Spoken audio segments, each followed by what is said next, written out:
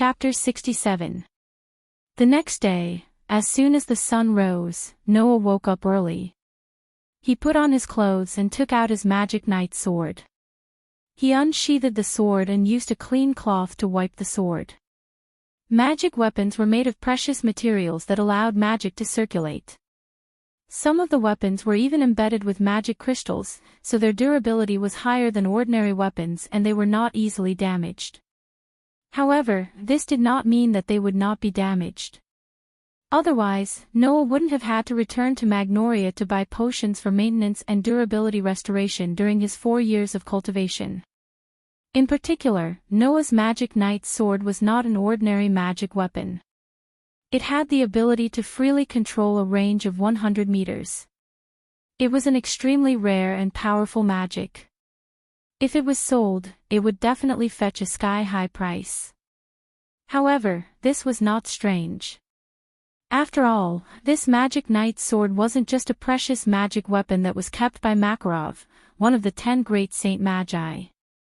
Because it had been kept for a long time, it was impossible to find another magic weapon with the same effect. Just like antiques, they didn't need to be expensive to make. However, they were old, and the more rare they were, the more expensive they would be. Naturally, the originally precious magic night swords would become even more precious. Makarov was willing to give such a precious item to Noah.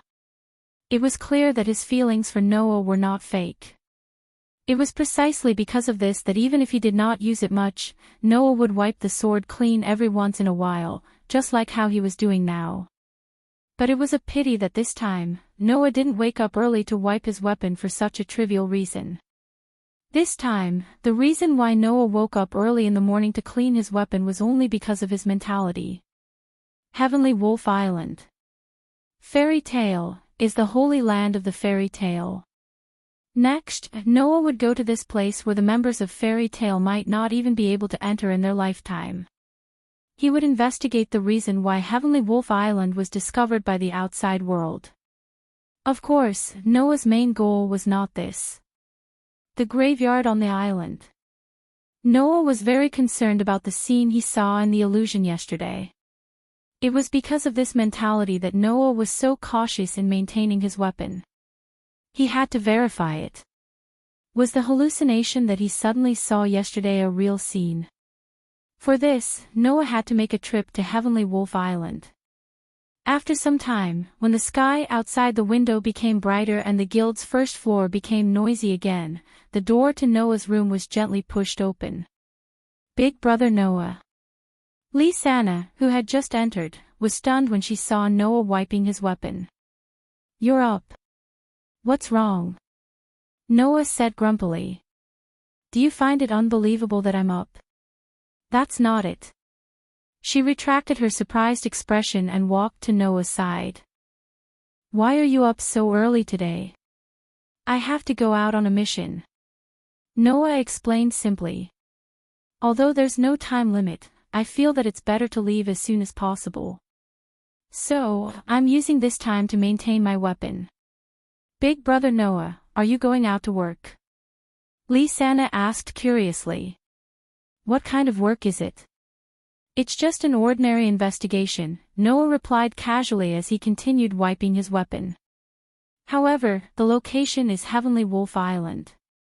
"Heavenly Wolf Island?" Lisanna's eyes lit up. "The Heavenly Wolf Island, that's our guild's sacred ground." Noah was still nodding his head nonchalantly, but Lisanna was excited. "I've never been to our guild's sacred ground." "Big Brother Noah, what kind of island do you think Heavenly Wolf Island is?" "Is it called Heavenly Wolf Island because there are many wolves there?" "You're asking me. Who am I supposed to ask?" Noah rolled his eyes. "Don't forget that this is my first time going to Heavenly Wolf Island as well." "That's right." Lisanna's eyes darted around as she approached Noah with a smile. "Big Brother Noah, since this is your first time going to Heavenly Wolf Island, you should be at a loss for what to do, right? What are you up to now?" Noah looked at Lisanna warily. "Don't tell me you're thinking of using all sorts of excuses to persuade me to give up my job and force me to go on a mission with you, just like when we were young? I'm not that bad. Lisanna said indignantly. I just want you to bring me along. Bring you along. Noah was stunned. Don't you have to work? Big brother Elfie and I can rest today, Lisanna said as she tapped her cheeks with her finger. Big sister Myra's breasts seemed to have grown bigger recently, so she went out to buy new underwear. How enviable. You don't have to explain that to me so clearly. Noah's hand trembled, and he almost stabbed himself with his magic knight sword. This made Noah angry and annoyed. If Mira finds out that you're revealing her private secrets like this, you're dead meat. Hee hee, big sister Mira loves me the most. She won't do anything to me. Big brother Noah, don't be shy, Lisanna teased with a mischievous smile, not giving Noah a chance to retort. In any case, big brother Noah, you have to bring me along this time. I'm very curious about Heavenly Wolf Island. You lass. Noah face-bombed helplessly. Don't get in the way of my work. I won't. Lisanna pounced to Noah's side and hugged his arm. Thank you, big brother Noah. I like you the most. Sigh. Noah could only sigh and resolve himself. Lisanna was, without a doubt, the person Noah was closest to. However, from a certain perspective, this mischievous lass was Noah's weakness. Yet, Noah couldn't bring himself to hate her. He really didn't know what to do. Hey, Lisanna, are you really not going to wait for big sister to come back? Elfman's boorish face was filled with worry as he watched Lisanna, who was humming a tune as she packed her luggage. Chapter 68. Crash. The sound of waves crashing reverberated through the sky. Coo! Coo! The cries of seagulls were mixed in with the crashing of the waves, clearly spreading to every corner. The noon sun was like a huge furnace, releasing unbearable heat, causing the air to distort, causing one's vision to become blurry. It was extremely unbearable. In such an unbearable environment, a ship that was neither too big nor too small, but was the size of an entire floor of a building, slowly sailed over from afar. It swayed up and down along with the rolling waves, moving straight ahead. Noah and Lisanna were on the deck of the ship. However, their attire was completely different from when they first set off. At this time, Noah was only wearing a pair of shorts. His strong and powerful bulging muscles were directly exposed to the air. He stood at the bow of the deck and looked into the distance. Behind Noah, Lisanna was sitting on a chair. She was wearing a white bikini swimsuit that matched her hair color very well. The edges of the swimsuit were inlaid with patterns, giving people a feeling that it was not too sexy. Instead, it was more of a cute and playful style. It's so hot. Lisanna held a bottle of iced drink to her face. She could feel the coldness gradually fading away. Her delicate and cute face was covered in sweat while a faint blush appeared on it due to the sun's exposure to it. Why is it so hot? Noah, who was standing on the deck, was also sweating profusely under the fierce sunlight, but his expression was not as gloomy as Lisanna's. It was as though he was used to such an environment as he replied to her. I heard the captain say that due to the currents in this area, the weather is like this all year round. So, before we reach Celestial Wolf Island, just bear with it for a while, Lisanna. But it's really hot, Lisanna said reluctantly, her voice revealing a sense of helplessness. Big brother Noah, don't you feel the heat? Of course it's hot, but I'm used to it. Noah responded intermittently. His eyes were still looking into the distance, looking at the scene where the sky and the sea were separated from each other. When I was training outside, the summer heat in the mountains, forests, and wilderness was about the same as it is now. I wasn't used to it at first, but I got used to it after I got used to it. Hearing that, Lisanna finally raised her head and looked in Noah's direction, taking in the sight of Noah's muscular physique. Perhaps it was because of the 4 years of hard work and the training of his body, Noah had indeed developed a very robust physique. There was almost no excess fat on his body, the perfect amount of muscles on Noah's arms, thighs, abdomen, chest, and other areas were all displayed. At first glance, not only did he look very masculine, he also gave off an indescribable sense of security and pleasing to the eye. Looking at him directly, it was easy for others to get the impression that he was very strong. If Noah were to put on clothes, he would look no different from a teenager with a normal physique. This was also the reason why Noah's training was very regular and planned. Otherwise, like running with a boulder to warm up every day, Noah would have become a complete muscle man. Lisanna was almost intoxicated by the sight. When she came back to her senses, a new blush appeared on her face. She quickly turned her head and said embarrassedly, "From the looks of it, big brother Noah has indeed grown up." Hearing Lisanna's words, Noah turned his head and looked in Lisanna's direction, taking in Lisanna's bikini swimsuit. Because she was afraid of being hurt by the sun, Lisanna put on sunscreen after changing into the swimsuit. Now, under the illumination of the sun, Lisanna's skin, which was covered with sunscreen, revealed an extremely white luster. Although it couldn't be said to be as white as snow, it shone like a pearl, attracting the eyes of others. Her figure wasn't tall, but it was very well proportioned. Her chest wasn't full, but under the contrast of the swimsuit, it was constantly showing off her existence. Especially when the glimpse of the seductive thighs from the chest position swayed in front of Noah's eyes, it gave Noah a great stimulation. So, even if Noah wasn't shy to the extent of blushing like Lisanna, he couldn't help but look away with an uncomfortable expression. "You're the same, aren't you?" The atmosphere at the scene suddenly became quite awkward. Realizing that the atmosphere had become awkward, Lisanna hurriedly shook her head. Just as she was about to use her mischievous ability to change the topic, she inadvertently caught a glimpse of the scene in front of the ship.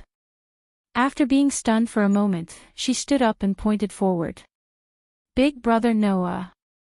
Look there." Hearing Lisanna's pleasantly surprised words, Noah turned his head almost subconsciously. Then, like Lisanna, he was stunned for a moment. On the sea not far in front of the ship, there was a strange island there. It was an island, and there seemed to be a smaller island stacked on top of it. In the center stood a very tall and sturdy tree with a very magnificent crown. Noah saw such a strange island yesterday. It was in the sudden illusion. Serious tree. Looking at the huge tree, Noah murmured, "Looks like that Sirius Island. Are we finally here?" Lisanna rushed forward and hugged Noah's arm, shouting excitedly, "Big brother Noah. Let's go up quickly. We haven't reached the shore yet, how are we going to get up there?" Being hugged by Lisanna, who was only wearing a swimsuit, Noah's body stiffened for a moment. Feeling the soft and smooth skin on his arm and the unusually stimulating softness, he raised his voice a little.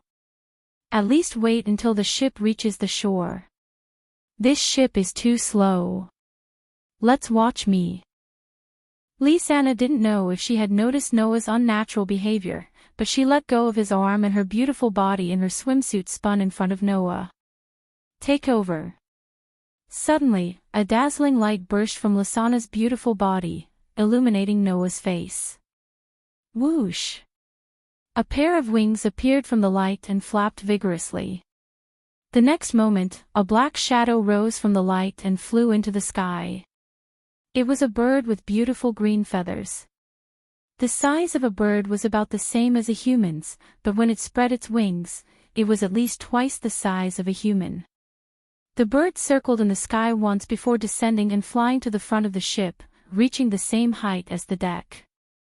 Then, Lisanna's voice sounded from the bird's mouth. "Let's go. Big brother Noah. I'll take you there." Seeing this scene, Noah was a little surprised. "I didn't think that after 4 years, Lisanna would be able to accept the soul of an animal of this size." Evidently, Noah wasn't the only one who had worked hard to train and grow in the past 4 years. Everyone else was also growing at their own pace. including Lisanna. Thinking of this, Noah smiled knowingly. He stomped on the ground and leaped up, landing firmly on the back of the bird that Lisanna had transformed into. "Let's go. Sit tight." Lisanna immediately replied with a cheerful voice and flew in the direction of Celestial Wolf Island. Celestial Wolf Island. Whoa.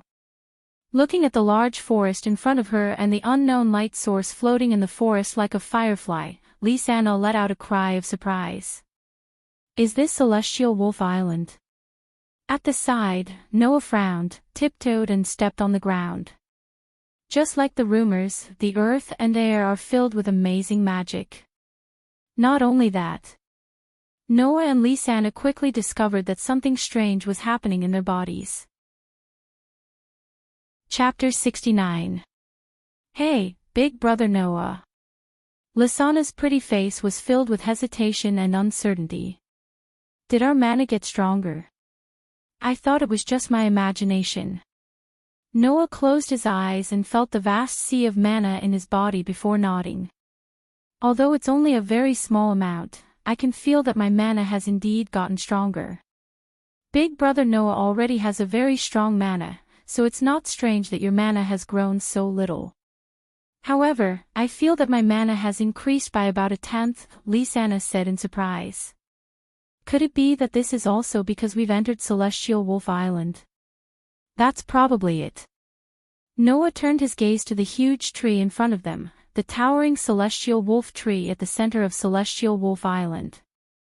I can feel that the mana in our bodies is being transmitted from the direction of the Celestial Wolf tree. It should be a blessing from the Celestial Wolf tree. To be more precise, it should be a blessing from the Celestial Wolf tree for the members of Fairy Tale. There was one more thing that Noah didn't say. That was, Noah could clearly feel that the portion of mana that was transmitted to him by the Sirius tree was now turning into Noah's own mana at an extremely fast speed, and was added to Noah's already vast mana. Originally, this portion of mana that was being amplified from the outside world should have automatically retreated after Noah left Celestial Wolf Island. However, it was now being completely absorbed by Noah.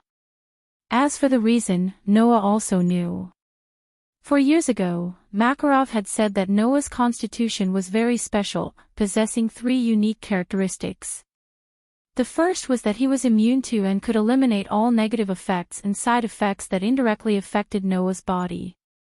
The second was that he could absorb all powers that didn't originally belong to Noah into his body, including powers that didn't originally belong to Noah. The third was that he could recover his own mana. Now, the magic that had been amplified by the Sirius tree after entering Sirius Island should have triggered the second characteristic of Noah's constitution. Therefore, all of that mana was tyrannically taken over by Noah's special physique, and benefited the possessor, namely Noah himself.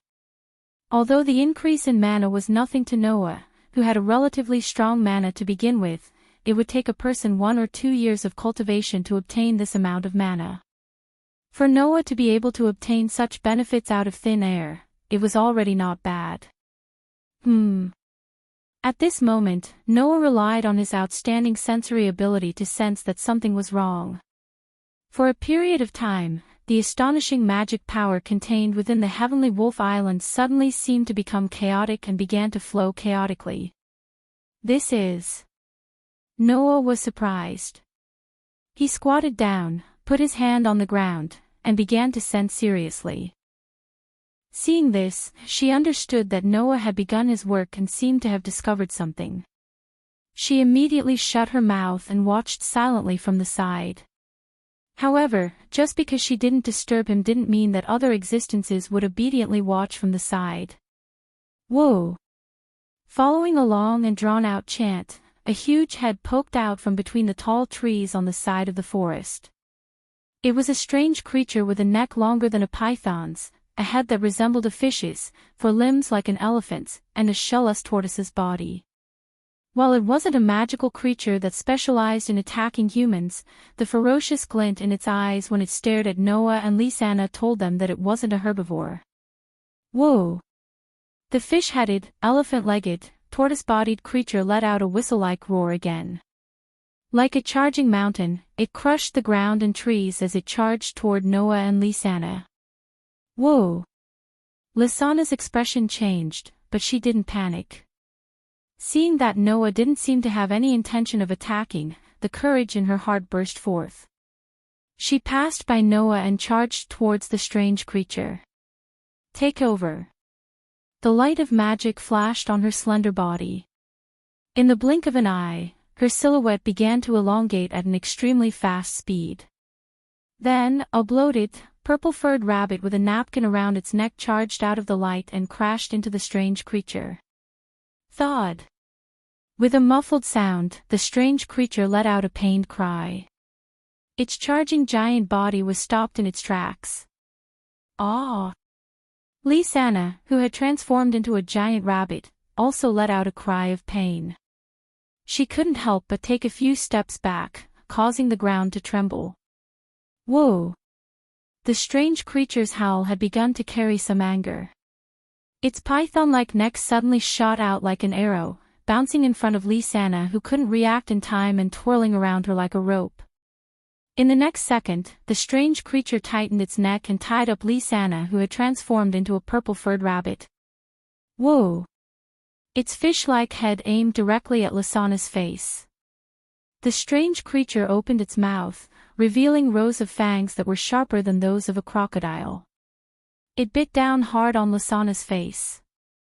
Lisanna only had time to close her eyes as if she had been shot. Soon after, a crisp sound of a sword rang out. Clang! Whoa! The strange creature's pained cry entered Lisanna's ears. At the same time, Lisanna felt the long neck binding her disappear. She hurriedly opened her eyes and saw the strange creature running towards the forest as if it had seen its natural predator. Thud, thud, thud. Thud. Thud. Are you all right? Noah slowly sheathed his sword in the scabbard in his pouch as if nothing had happened. Phew. Lisanna breathed a sigh of relief. Her body returned to its original state in a burst of magical light, but she looked a little dejected. In the end, Big Brother Noah still had to make a move, so you still want to deal with that strange creature yourself. Noah patted Lisanna's smooth shoulder and smiled. According to my judgment, while that fellow is a little ugly, there aren't many in our guild who can beat it in a one-on-one fight. Perhaps only those at Naz and Gray's level can fight it. It's already not bad that you were able to hold it back for a while. Is that so? Lisanna's expression eased as she looked at Noah. By the way, Big Brother Noah, did you discover anything? Noah didn't confirm or deny her words. Instead, he looked at the celestial wolf tree from afar, a thoughtful glint in his dark eyes. If I'm not wrong, there should be something on Celestial Wolf Island that's interfering with the island's own mana. So the reason Celestial Wolf Island was discovered by the outside world is because the island's mana is in disorder. Lisanna tilted her head in confusion. Then what should we do? Isn't it obvious? Noah chuckled. Find the source of the interference. It was unknown if it was angered by Noah's words, but in the next moment, a dark cloud floated over Heavenly Wolf Island, dyeing the entire sky pitch black. Asterisk rumble. Asterisk a clap of thunder rang out. Asterisk whoosh. Asterisk torrential rain poured down in an instant, drenching the entire island. Noah, who was standing on the outskirts of Celestial Wolf Island, could only stiffen his face and let the rain soak his body. Pfft. Lisanna couldn't help but laugh when she saw Noah's stiff expression after making such a bold declaration. She held Noah's hand. Before that, let's find a place to hide from the rain. Noah could only nod helplessly. Chapter 70. Rumble. The pitch-black rain clouds shrouded the sky above Heavenly Wolf Island, and deafening thunderclaps resounded one after another. Whoosh! The downpour didn't seem like it was going to stop anytime soon. Instead, it was getting heavier and heavier. In the forest, Noah and Lisanna didn't use any superhuman speed to travel. Instead, they ran forward at a speed that ordinary people could match, so as to avoid wasting unnecessary energy. Not long after, Noah and Lisanna finally entered the canopy of the celestial wolf tree. Thanks to the tree's canopy, the downpour had lessened quite a bit. It was almost like a light drizzle now. Because of that, Noah and Lisanna didn't want to find a cave to hide in. Instead, they went under a tree to avoid the rain. With the help of the Sirius tree and this relatively large tree, the downpour was completely blocked out. Ha! Lisanna took a deep breath and shook off the water on her arms as she complained. Thankfully, I wore a swimsuit when I came. I didn't have time to change after I got on the island, or I'd be all wet. Noah shrugged his shoulders and took out a towel from the duffel bag hanging on top of the knightly sword bag. He helped Lisanna dry her hair. Even so, your body is still wet. If you don't dry yourself, you'll catch a cold. Hee hee. Lisanna chuckled sheepishly, but she didn't reject Noah's action of helping her dry her hair. There seemed to be a happy expression on her reddish face, and it was clear that she enjoyed Noah's service. When the time comes, can't I get Big Brother Noah to take care of me? I don't have that much time to take care of someone who's going to catch a cold. Noah knocked her on the head, ignoring her cries of pain. He didn't help her dry her hair and just sat on the ground. If you catch a cold, you'll only cause trouble for Mila and Elfman. Lisanna puffed up her cheeks and stuck her tongue out at Noah, making a funny face. However, she still came to Noah's side. Noah was sitting on the ground, leaning against the tree trunk. Lisanna leaned against Noah's body as if she was snuggling up to him. Why are they so close? Noah felt the smoothness of Lisanna's skin that was pressed against his body in a swimsuit that did not cover much at all. As usual, he was embarrassed. Then, wouldn't that be very inconvenient? Of course not. It was as if Lisanna didn't notice Noah's unnaturalness. Not only did she stick closer to him, but she also skillfully hugged Noah's arm and rested her head on his shoulder. At first glance, they looked like a pair of lovers. It's very warm like this. Is that so? Noah could only scratch his cheeks, unable to say anything useful. It couldn't be helped. In the past 7 years, Noah had spent most of his time training himself. He didn't have any experience with love at all. Although it wasn't that he didn't understand it at all, since Noah had read quite a lot of books and knew quite a lot of things. However, many things couldn't be understood just by knowing them. They had to be put into practice for them to be useful. Hence, even though there was a high chance that she meant something like that to him, Noah, who had never experienced something like that before, couldn't be 100% sure. Therefore, every time he felt that Lisanna had such feelings for him, Noah couldn't help but have such thoughts. What if it was a misunderstanding? Moreover, even if it wasn't a misunderstanding, Noah didn't know what to do.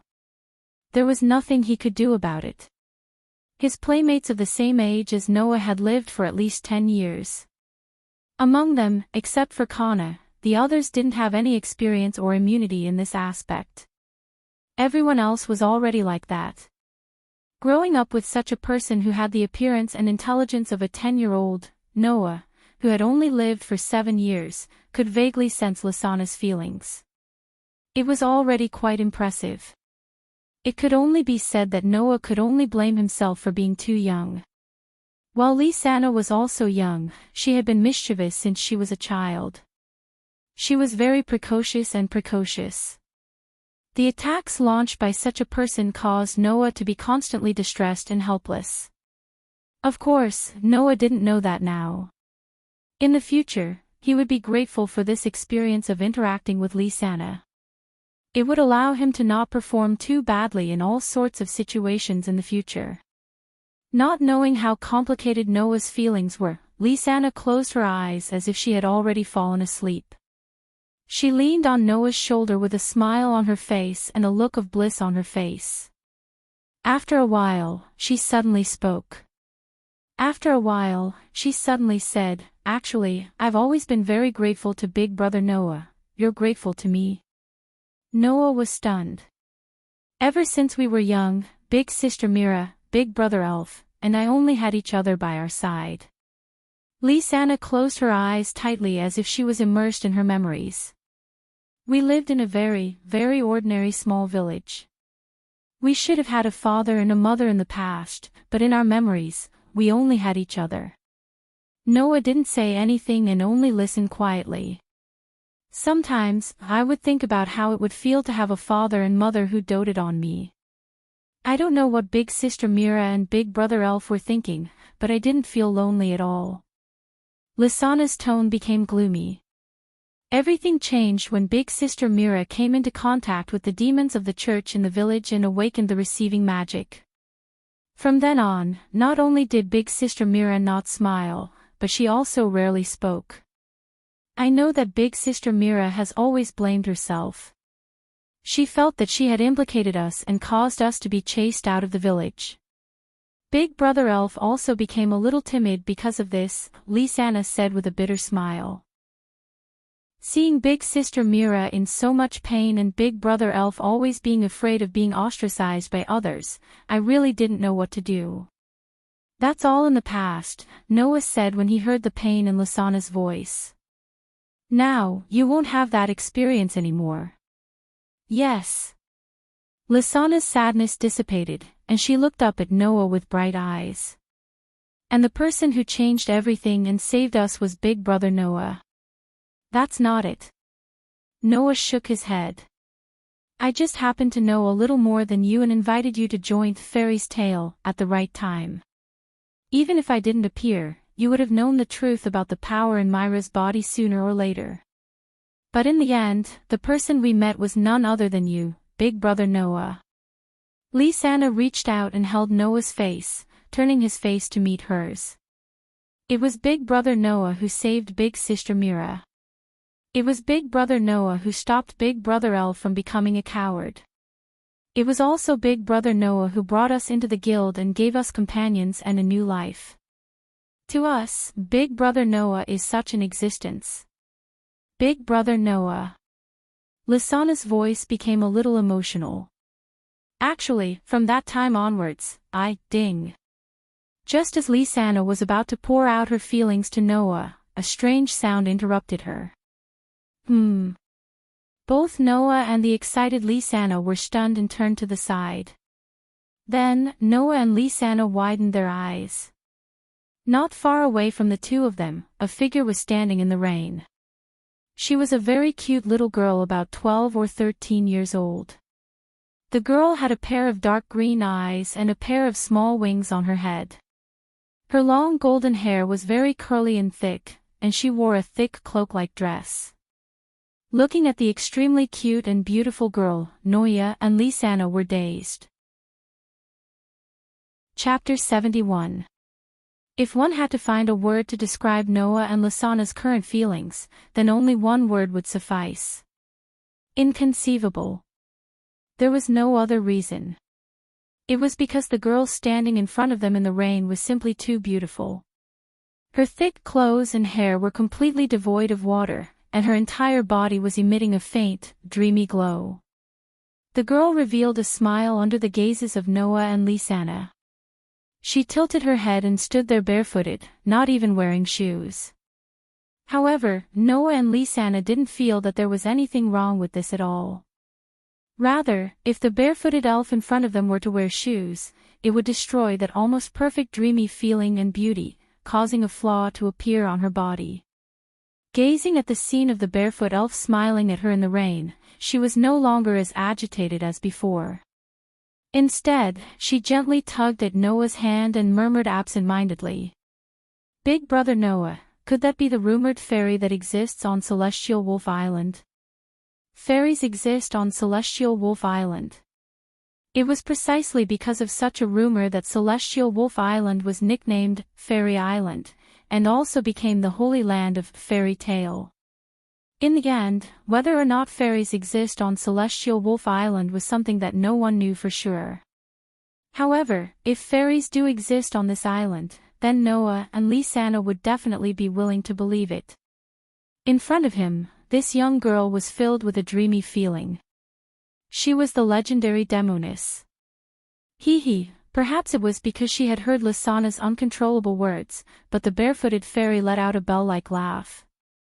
Immediately after, she turned around and ran off into the distance. "Ah!" Lisanna subconsciously cried out in alarm.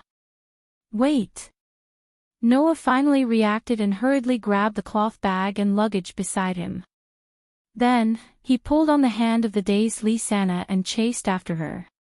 Voila! Fine droplets of rain continued to fall from the sky, sprinkling onto the ground of Celestial Wolf Island. Noah and Lisanna, however, didn't care about that at all. They chased after the fairy girl who was running at a slow pace, making it impossible for anyone to get close to her. Just like that, one ran in front while the other two chased from behind. Unknowingly, after an unknown amount of time, the environment in front of them began to brighten. Even the rain stopped falling at some point. Noah and Lisanna immediately stopped in their tracks and looked around. This was a vast place with walls all around. The walls were covered with tree roots, and there were unknown light sources floating around like fireflies. It was very much like walking into a strange place in a dream. Lisanna's attention completely focused on her surroundings. Noah, on the other hand, stared at a spot not far ahead. His eyes began to fluctuate. That was because there was a huge tree in the place where Noah was staring at. Of course, what was important wasn't the tree, but the thing within it. At the bottom of the huge tree, there was a hole in the tree that was covered with dried grass. There was an old tomb that looked like it had been there for a long time. There was a tombstone on the tomb. It was a tombstone that seemed to have been pieced together by two tombstones. There was a gap in the middle, and in the middle of the gap was a hole. It was on such a tombstone that a ball of flame was burning in the hole, filling it up. Looking at this scene, Noah's heartbeat began to accelerate involuntarily. The scene before him was exactly the same as the one Noah had seen in the fairy's tale yesterday. In other words, the illusion Noah had seen yesterday was very likely not a pure illusion, but a real one. That also meant that there was something that Noah was very concerned about in the burning flame-like object. Those were the feathers that he had seen in the white dream. If yesterday's illusion was really real, thinking of this, Noah couldn't help but walk forward. Big brother Noah. Lisanna stared blankly at Noah, who was walking towards the tombstone, as if she was hesitating whether she should call out to him or not. During this period of time, Noah arrived in front of the tombstone and stared at the hole in the tombstone that was burning like a flame. After a while, he tensed up and stretched out his arm abruptly. Whing! When Noah's hand came into contact with the burning flame-like object, a dazzling light burst out from it, illuminating every corner of the scene. Big brother Noah. Lisanna turned pale with fright, but she only had time to call out before her body was swallowed by the light. Goo! Noah was also enveloped by the light. Furthermore, the ball of flame that Noah's hand came into contact with seemed to crawl up his hand, bringing with it a dense light that illuminated the surroundings. Noah could feel a strong sense of repulsion coming from the hand that was touching it. An extraordinary force kept pounding against his hand, as if warning him to quickly let go. However, not only did Noah have no intention of retreating, he instead slowly withstood the repulsion and slowly clenched his hand. Whing! At the same time, on the back of Noah's hand that came into contact with the ball of flame, the guild emblem belonging to Fairy Tale blossomed with light. In an instant, as if a heavy door had been opened by a key, the repulsion on Noah's hand disappeared. Then, under the stimulation of the intense light, Noah closed his eyes. His consciousness was cut off from here. In a daze, Noah felt as if someone was calling out to him. Thus, Noah slowly opened his eyes. The first thing that entered Noah's eyes was a blank expanse of whiteness. For a moment, Noah thought that he was having the white dream of the past, but after a while, he denied himself. Because the white in front of him was completely different from the white in Noah's dream. The white in Noah's dream did not make people feel empty, instead, it was like returning to the state of an embryo, very comfortable. Although the whiteness in front of him didn't give him a feeling of emptiness, it still made him feel at a loss. It was completely different from the comfortable feeling Noah experienced in his dream. When he realized it, Noah realized. In front of him, the barefoot fairy girl was tilting her head and smiling at him. "Good morning. Good morning." A tender and sweet voice entered Noah's ears, making Noah slightly stunned. He responded reflexively, but when he reacted, he was shocked. "You, me?" The barefoot fairy girl smiled to the point that her eyes were closed, and introduced herself in this way. "My name is Mavis. Mavis Viamilio. Mavis Viamilio." Noah frowned and muttered doubtfully. Why does this name sound so familiar? After saying this, Noah's eyes lit up. Mavis Viamilio. Noah would naturally find this name familiar. That was the name of the first chairman of Fairy Tale U. Noah was stunned as he looked at the barefooted young fairy girl who was smiling at him. "You are the first chairman. It has been so long, but there is still someone who remembers me. How delightful." Mavis' voice became lively, and her beautiful bare feet lightly touched the ground, as if she was touching water, creating ripples. She arrived in front of Noah, raised her head, and curiously sized up Noah's body. "Inconceivable youth, what is your name?" "Inconceivable youth." No. In Noah's opinion, Mavis was the truly inconceivable existence. Why would the already dead first chairman appear in front of him? Chapter 72.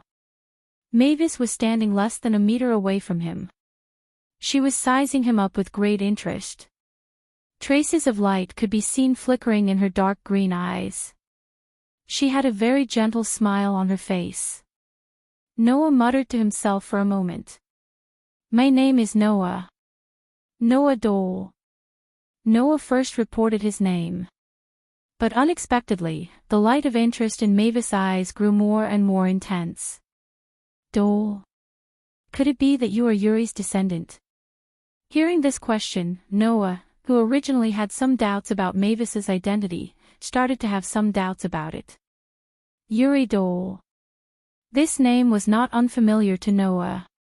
The owner of this name was Noah's grandfather, the current president of Fairy Tale, Makarov's father.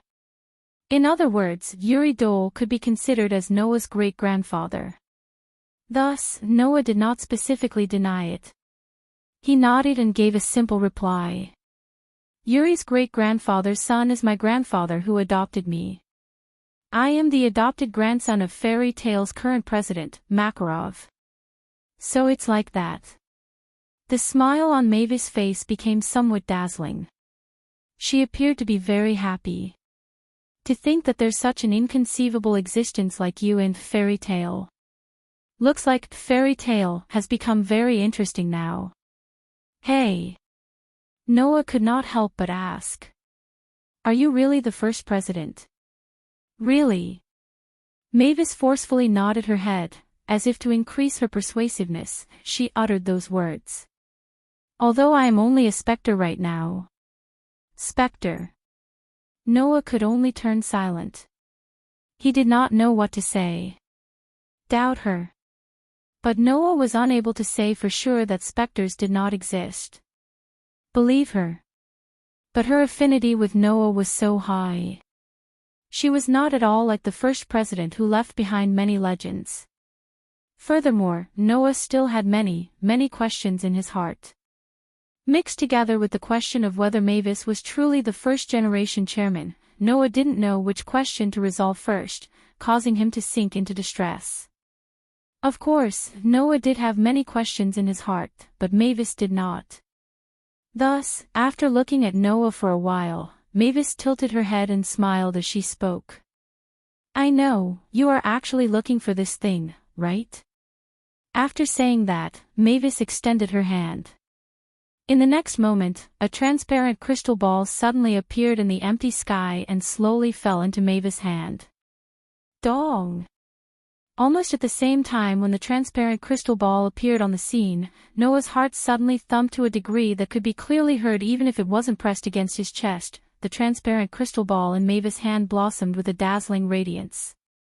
Within this dazzling radiance, regardless of whether it was Noah or Mavis, both of them could feel an emotion as if it was alive. Joy! Suspended within the transparent crystal ball was some kind of existence. Just like a human, it was emitting an emotion called joy. It was as if it had finally found its family after being lost for many years. The existence that was floating inside the transparent crystal ball-like crystal was the thing that Noah was most concerned about on this trip. A broken feather. Sure enough, this child is related to you. She could clearly feel the joy emitted from the broken feathers floating inside the transparent crystal ball, as well as the loud heartbeat coming from Noah's body. An indescribable radiance appeared on Mavis' adorable childlike face. It's no wonder that after you entered Heavenly Wolf Island, this child, who was always like an inanimate object, would suddenly become so fretful as if it was alive. Finding you was truly the right choice. Hearing this, Noah bitterly laughed. Clutching his heart, he resisted the feeling that was continuously surging within his body. That was also joy. Of course, Noah's heart was also surging with complex emotions at the same time. The appearance of the feather proved that the white dream that Noah had been living in since he was a child was very likely to be real. Furthermore, it was very likely that it was closely related to Noah's past, or the secret of his existence and birth. If that was the case, then the feather in front of him was the key to unraveling Noah's mysterious past. Thinking of this, how could Noah's feelings not be complicated? After all, whether it was his body's constitution or the feather that was emitting joy from meeting him, both were telling Noah that he was not ordinary. He really wasn't an ordinary person. Buzz buzz. The joy emitted by the feather in Mavis's hand began to change into fretful. Era. Mavis helplessly laughed. It seems that this child really wants to return to your side. Noah also had the same feeling, so he didn't refute Mavis's words. Instead, he forcefully suppressed the various doubts and emotions in his heart and extended his hand.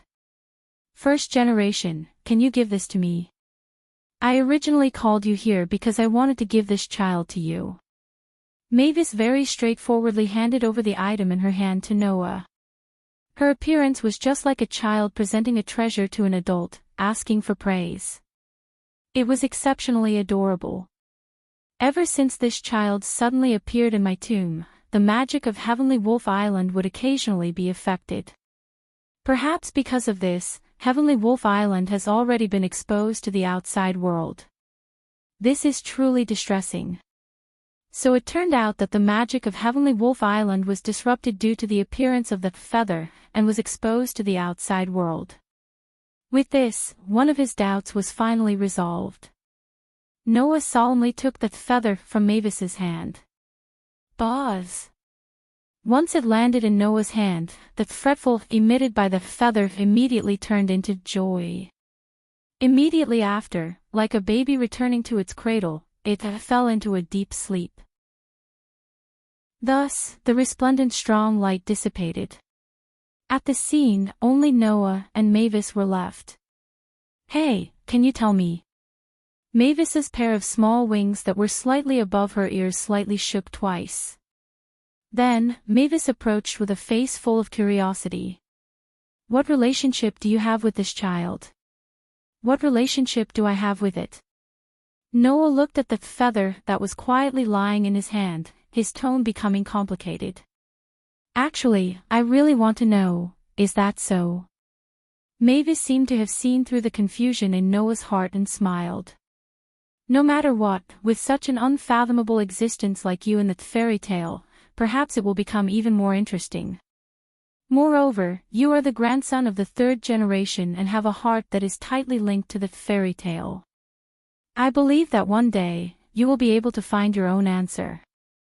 Speaking to this point, Mavis suddenly seemed to be thinking about something very important. She crossed her arms like a mischievous child and appeared to be distressed.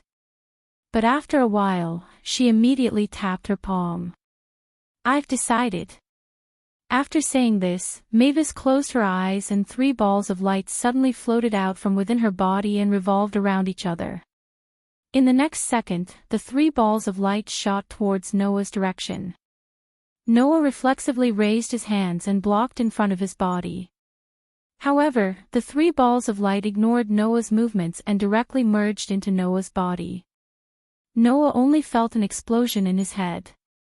A memory that didn't belong to Noah entered his mind and was deeply engraved in the depths of Noah's soul. In a daze, Noah heard Mavis's dreamy voice that seemed to be getting further and further away. This is a gift for you. I hope that the inconceivable you can also bring inconceivable hope to the fairy tale. Chapter 73. Big Brother Noah. Big Brother Noah. Big Brother Noah. Just like in his dreams, Noah's familiar voice sounded with a hint of worry, waking him up. Big Brother Noah. As Noah slowly opened his eyes, the worry in her voice disappeared and was replaced with surprise. Noah saw her face full of surprise, causing Noah to wake up. Lisanna. Yes. Lisanna nodded heavily and let out a sigh of relief. That's great. Big Brother Noah, you're finally awake. I thought something happened to you. Seeing her expression of relief that couldn't be faked, Noah rubbed her head in shame. Sorry for making you worry. It's good that you're fine, she said with a shake of her head. Big Brother Noah, why did you suddenly seem to have lost consciousness? About that. Noah scratched his face and laughed bitterly. I don't know how to explain it all of a sudden. I'm not too sure myself, but if I'm not wrong, the firstborn pulled me into a place similar to a mental world. That's why I'm like that, right? Firstborn. She tilted her head in confusion. Upon seeing this, Noah didn't explain in detail. Instead, he continued to stroke her head while looking ahead. Over there, the tombstone of the first president of Fairy Tale was still as old as ever. The hole in the middle of the tombstone was still the same as before, as if it was filled with burning flames. Although there was no heat, there was still a warm glow coming from it. At first, Noah didn't know what the burning flame-like thing was, but now he knew. Anyone who knew about Mavis Viamilio and Fairy Tale would know that there were 3 world-famous magics in Fairy Tale. They were created by the first president of the Fairy Tale, Mavis Viamilio, and only the members of the Fairy Tale could use these 3 super spells. The so-called super magic referred to super magic that only had exceptionally strong magic power, and even had to meet certain conditions. It was a super magic that was much more powerful than ordinary magic, or even the lost magic that existed since the ancient times. It was a super magic with earth-shattering power. Magics like that were not only powerful, they were extremely rare. Even the 10 great Magi saints who represented the pinnacle of the magic world might not have them. It could be said that they were existences that every magus would covet. Within Fairy Tale, there were 3 such magics. However, ever since the firstborn president of Fairy Tale, Mavis Viamilio, passed away, only one of the 3 magics of Fairy Tale was passed down. It was in the hands of the past presidents of Fairy Tale.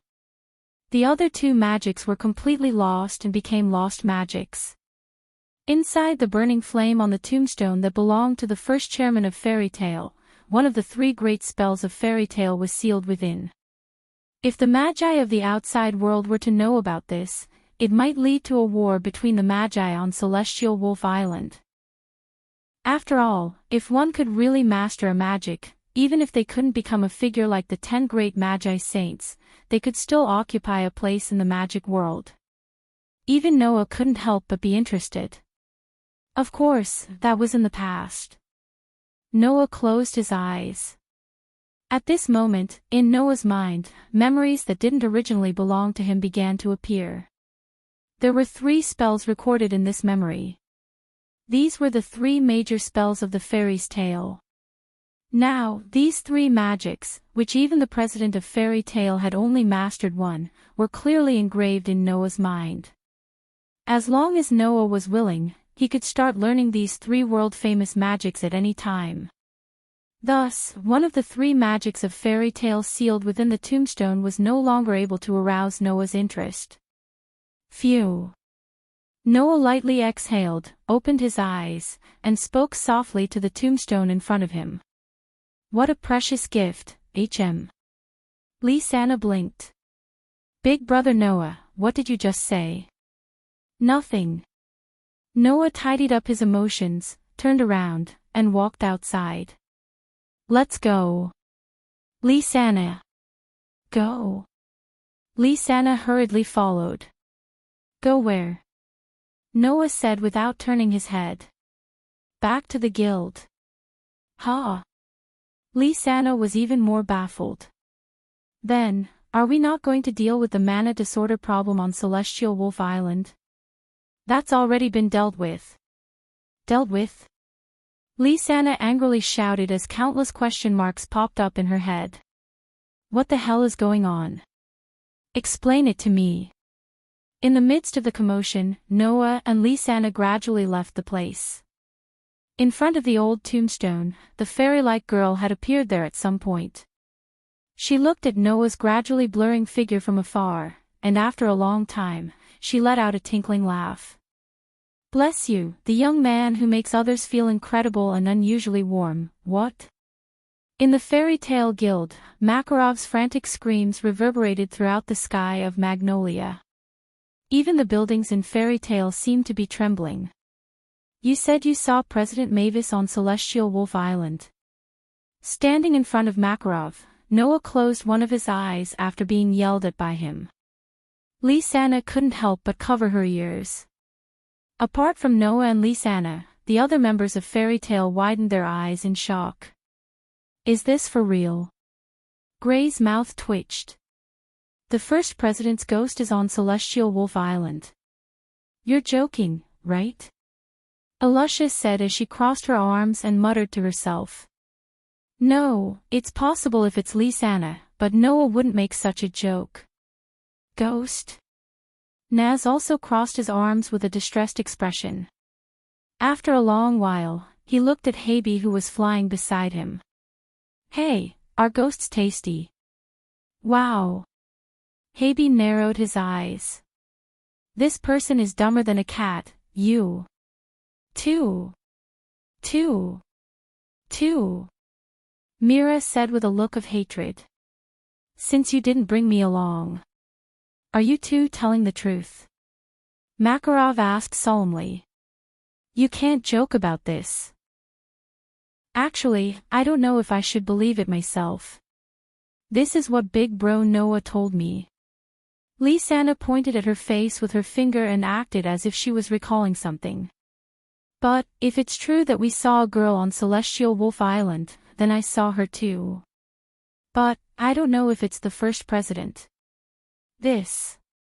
Makarov was confused for a moment before he looked at Noah. Then, what did President Mavis say to you? Noah glanced at everyone around him. When he realized that everyone was staring at him, he lowered his head. The look in his eyes became indiscernible and undetectable. Should he tell everyone in the guild the truth? While this thought flashed through his mind, Noah's mind was also running at an extremely fast speed. Until a certain moment, Noah made a decision. Actually. Noah looked at Makarov and said. The first president asked me to stay on Celestial Wolf Island temporarily and learn magic from her. Chapter 74. It was nighttime. Lying on his bed, Noah stared at the ceiling not too far away from him. Thousands of thoughts flashed through his mind. Reaching out his hand, he touched his chest. Noah could feel that his heart was beating at an intense frequency. This was a feeling that only Noah knew. Why would his heart beat in such a way? Noah had no idea. However, Noah had a feeling in his heart that something was calling out to him. Noah's intuition told him. If he answered this call, then he would leave the fairy's tale. This feeling started when Noah obtained the feather from Mavis. Since it was related to obtaining the feather, then, even if this feeling was extremely mysterious, the possibility of it becoming reality was extremely high. Sigh. Noah sighed faintly. Actually, in the beginning, Noah didn't want to respond to this call at all. Noah didn't want to leave the fairy tale at all. This was Noah's home. Everything about Noah started from the fairy tale guild. Based on the current situation, the feather was extremely likely to be related to Noah's origin, existence, and birth. After obtaining the feather, he felt as if he had to return to a certain place. If Noah really responded to it, then unraveling the secret of Noah's origin, existence, and birth shouldn't be impossible. However, if he had to leave the fairy tale as the price, then Noah would rather give up. This was Noah's original thought. As for the reason why Noah changed his mind, it was because he suddenly remembered Mavis's words. There is a heart that is tightly linked to the fairy tale. Noah clutched his chest, feeling the unnatural movement there. He closed his eyes and fell into deep thought. Then, no matter how far away I am, will I always return here? This was a completely baseless feeling. However, wasn't the feeling that made Noah leave the fairy tale also completely baseless? Since these were both baseless feelings, if he could believe the former, why couldn't he believe the latter? With that thought in mind, Noah's heart surprisingly calmed down. Even the throbbing in his chest began to subside. Noah had already decided. No matter what, he had to try first. Otherwise, this might become something that Noah would never be able to let go of for the rest of his life. In order to not let Makarov and the people around him worry, Noah said those words during the day. To go to the Sky Wolf Island and learn magic from the first president Mavis. In this way, everyone would not have to worry needlessly. In fact, it was just as Noah had thought. Makarov knew that the first president of the fairy tale would personally teach Noah magic. He was so excited that he howled continuously. However, he did not object and allowed Noah to make his own decision. Alusha, Gray, Naz and the others knew that Noah, who had just returned, was going to leave for a period of time because of his training. They made a lot of noise, but in the end, they did not stop Noah and expressed their support. Only Lisanna, after Noah mentioned that he would be going to the Sky Wolf Island for a period of time, kept her head down and did not say a word. There was no need to talk about Mira. She glared at Noah with a murderous look, as if she had a deep grudge against him. In the end, although they made a lot of noise, Noah's decision to leave tomorrow and stay at the Sky Wolf Island was something that the entire fairy tale guild knew about. And Noah had already made up his mind. Tomorrow, he would try to respond to that strange feeling. But, what happened to Lisanna? Noah could not help but mutter this sentence. In the next moment, he heard the sound of his room door being opened. At that moment, Noah hurriedly got up. There were many people who would come to Noah's room. But there was only one person who would not knock and just directly enter. Lisanna. Brother Noah. Lisanna walked in with a gentle smile on her face. You're not asleep yet. Not yet. Noah sat on the edge of the bed and looked straight at Lisanna. Seeing that there was nothing wrong with her, he heaved a sigh of relief and smiled in response. What about you? Why are you here so late? I wanted to chat with you. Lisanna walked directly to Noah's side and sat down. However, her eyes were fixed on Noah and fixed on Noah. Seeing Lisanna like this, Noah sighed inwardly. Sure enough, there was something wrong with the situation. I'm sorry. Noah raised his head and shifted his gaze to the ceiling as before. He did not look at Lisanna and spoke as if he was minding his own business. I know my decision is very willful, but, before Noah could finish, his mouth was covered by a finger. Brother Noah is not willful. Ever since we were young, you've been the most rational person around us. Lisanna looked into Noah's eyes. Brother Noah must have his own reasons for making such a decision. I know. You know. For the first time, Noah didn't avoid Lisanna's aggressive gaze and bravely looked back at her. But you're still unwilling to do so, aren't you?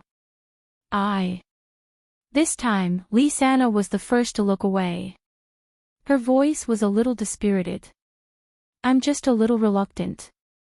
Brother Noah has already left for 4 years, and now you're leaving again. Undoubtedly, we've always been together since we were young, Lisanna.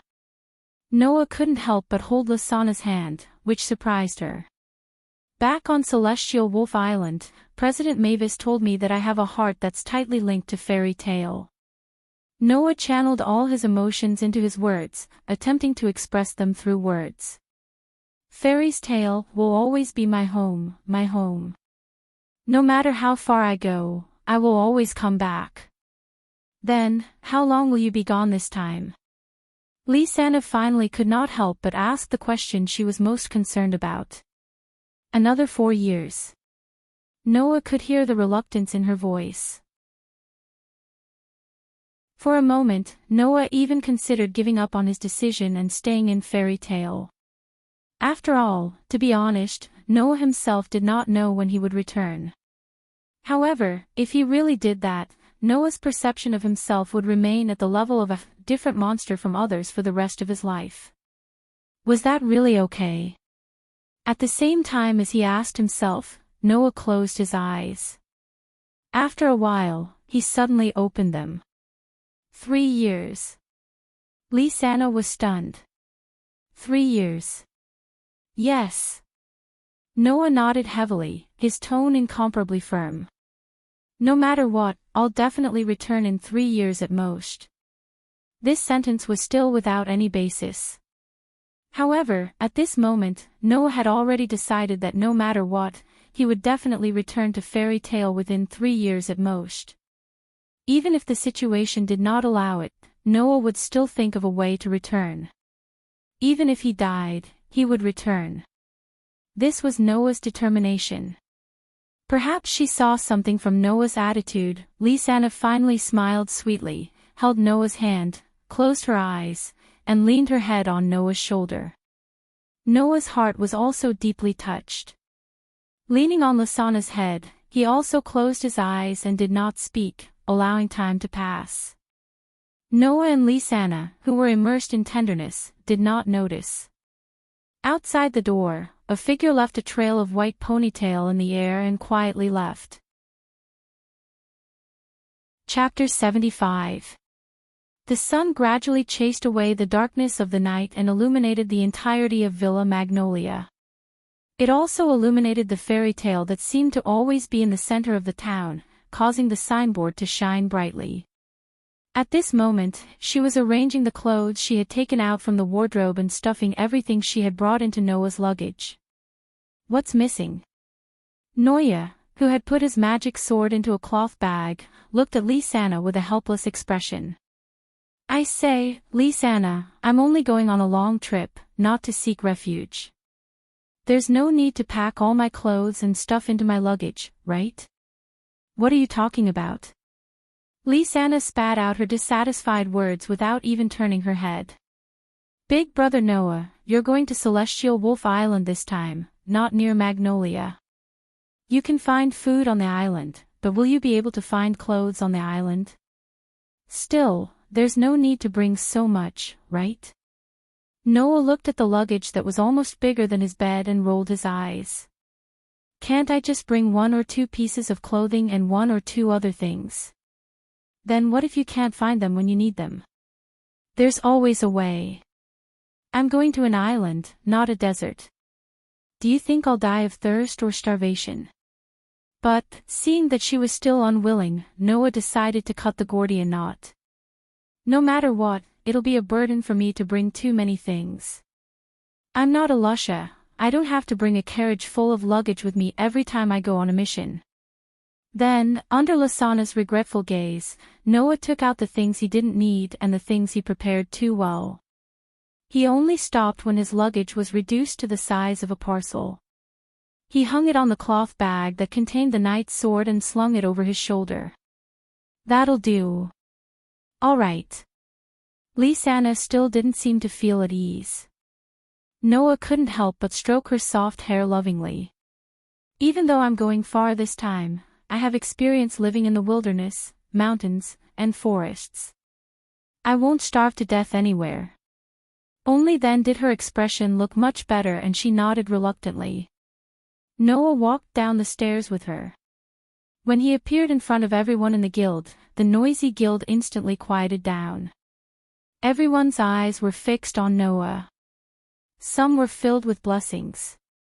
Some were filled with smiles. Some were filled with reluctance. Some were filled with understanding. Noah's heart couldn't help but calm down. Elisha, Naz, Gray, Kana, Elfman, and even Leia, who was in the corner, quietly looked at Noah, not intending to say anything. There was a complicated look in Myra's eyes for a moment. After a while, she snorted coldly and turned her head away with a look of indifference. Makarov walked up to Noah and looked up at Noah. Are you ready? Noah didn't answer. Instead, he nodded, causing Makarov to sigh. You're a smart child. You've been very sensible since you were young. You know how to work hard and take care of yourself. You also have experience cultivating outside. I'm not worried about whether you'll be able to live a better life. Speaking of this, Makarov smiled benevolently. But if you miss home, you can come back at any time. Understand? Noah suppressed the surging emotions in his heart, but he couldn't help but put on a smile on his face. I understand, Grandpa. Celestial Wolf Island is our sacred land. Since you plan to live there, you have the duty to protect it, Makarov said seriously. The strength of the first chairman, Mavis Viamilio, when she was alive was almost unseen. She also possessed extraordinary wisdom and knowledge. She was familiar with almost all kinds of magic. Since the first chairman intends to personally teach you magic, you have to learn it seriously. Makarov said with some expectation. With your talent and the powerful magic that you were born with, perhaps you might have the opportunity to learn the 3 great spells that President Mavis created when she was still alive. Fairy tale. That's hard to say. Hearing this, the members of the guild were also looking forward to it. They obviously wanted to see the 3 great magic spells of the fairy tale. Noah couldn't help but apologize to everyone in his heart. After all, Noah didn't really intend to let Mavis teach him magic. However, Makarov and the others' expectations weren't disappointed. Although Noah said that Mavis would personally teach him magic, it was just a white lie that he didn't want others to worry about him. However, this lie wasn't completely made up.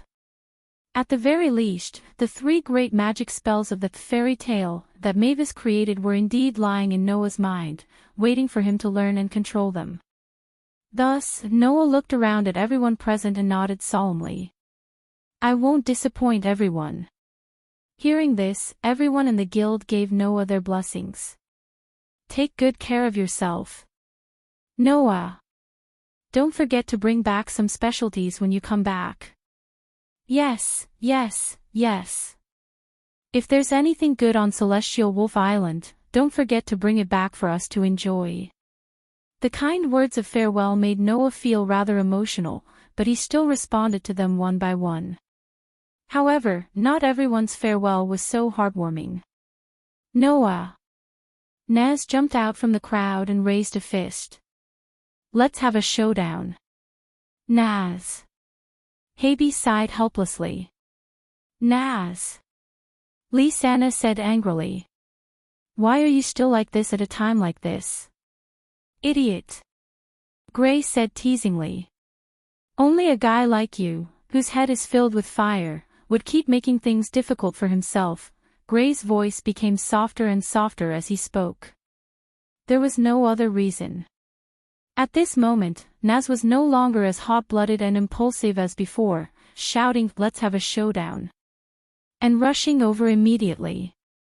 At this moment, there was only a serious expression on Naz's face that didn't match him at all. Noah also looked straight at Naz, whose face was full of seriousness, and spoke after a while. "Naz, are you serious? Ever since I came to Fairy's Tale and lost to you, I've always wanted to challenge you again. For this, I've worked very hard for the past 4 years." Naz grinned. "You're going to leave again now. When you come back, you'll definitely become stronger, but I can't wait." "Noah." The raised fist was burning with flames that made the air and the entire guild hot, and Naz's expression became as ferocious as a beast's. "You can leave, but you have to have a showdown with me first." The whole place was silent. Feeling the scorching temperature rising from Nazi's body and the ferocious magic power that was like real flames, Noah closed his eyes and then suddenly opened them. "I understand, I accept your challenge." Naz smiled, and his smile was unusually hot-blooded. "I'm burning." Fairy's Tale, in front of the guild's main entrance. Thinking about it carefully, the last time the two of us fought under such circumstances was 4 years ago. Noah took off the luggage hanging on the cloth bag containing the magic knight's sword and threw it aside. He looked at Naz opposite him, and the corners of his mouth slowly rose. "4 years ago, I fought with you and killed us here. In the blink of an eye, 4 years have passed. I'm not the same as 4 years ago." Naz was like a cheetah that was about to pounce forward. He lowered his body and stared at Noah. "This time, I'll definitely defeat you." The smile on Noah's face gradually widened, and one of his hands held the bag that contained the magic knight's sword tightly. "Then let me see it." Chapter 76. The battle began abruptly in an atmosphere that was on the verge of breaking out. Boom! With an explosive sound, Nazi lowered his body like a cheetah. Scorching flames rose from his body and wrapped around Nazi's body. Nazi opened his mouth without warning, and the flames around his body flowed into his mouth like a stream of air. Fire dragons. In the next moment, Naz opened his mouth in Noah's direction. Roar! A blast of flames shot out of Naz's mouth. It grew bigger and bigger as it charged. With extreme heat, it evaporated the atmosphere and shattered the earth. It blew towards Noah's direction amidst the dust and turbulence. Noah's vision was filled with flames and his cheeks were getting warmer because of the approaching flames. However, he was still as calm as ever with a smile on his face. Without any intention of dodging or using magic, Noah grabbed the cloth bag that held the magic knight's sword and held the hilt of the magic knight's sword in the bag. He held the bag horizontally in front of him until the raging flames blew in front of him. Then, he swung it to the side. Whoosh! As if a gust of wind suddenly appeared in front of Noah, the scorching flames were disrupted by an invisible force when Noah swung the cloth bag that held the magic knight's sword. They scattered into sparks that filled the sky. Seeing this scene, everyone present sucked in a breath of cold air. He didn't use magic, didn't unsheath the sword, and didn't even open the cloth bag that held the magic knight's sword. With just a wave of his hand, Naz's powerful flame breath was disintegrated. As expected. Alusha and Mira stared at Noah, who was full of smiles. He's already stronger than us, big brother Noah. Lisanna seemed to be a little excited, as if she was the one who was standing in the middle of the battlefield. What's wrong? Noah put down the cloth bag in his hand and looked straight at Naz, who was opposite him. If that's all you got, you can't beat me, Naz. I'm just greeting you first. Not only was Naz not discouraged, he even smiled excitedly. Now, it's time for the main show. After saying that, a majestic mana surged out from Naz's body, causing the flames around him to burn even more fiercely and hotter than before. And the strength of this mana was far beyond that of an ordinary magic shooter. Even many of the veteran magic shooters in the guild could not compare to him. The sudden appearance of such a powerful demonic energy directly caused the nearby crowd to become quiet. Numerous bewildered gazes were immediately shot over and paused on Naz. Their expressions had also become somewhat interesting. This Naz is already so strong. Looking at Naz, whose cherry-colored hair was fluttering in the dense flames, whether it was the veteran magic shooters in the guild or Naz's childhood playmates, they were all shocked. Although Naz was always clamoring to duel with someone, almost no one had seen Naz's full strength in these years, not even Gray, who played with him every day.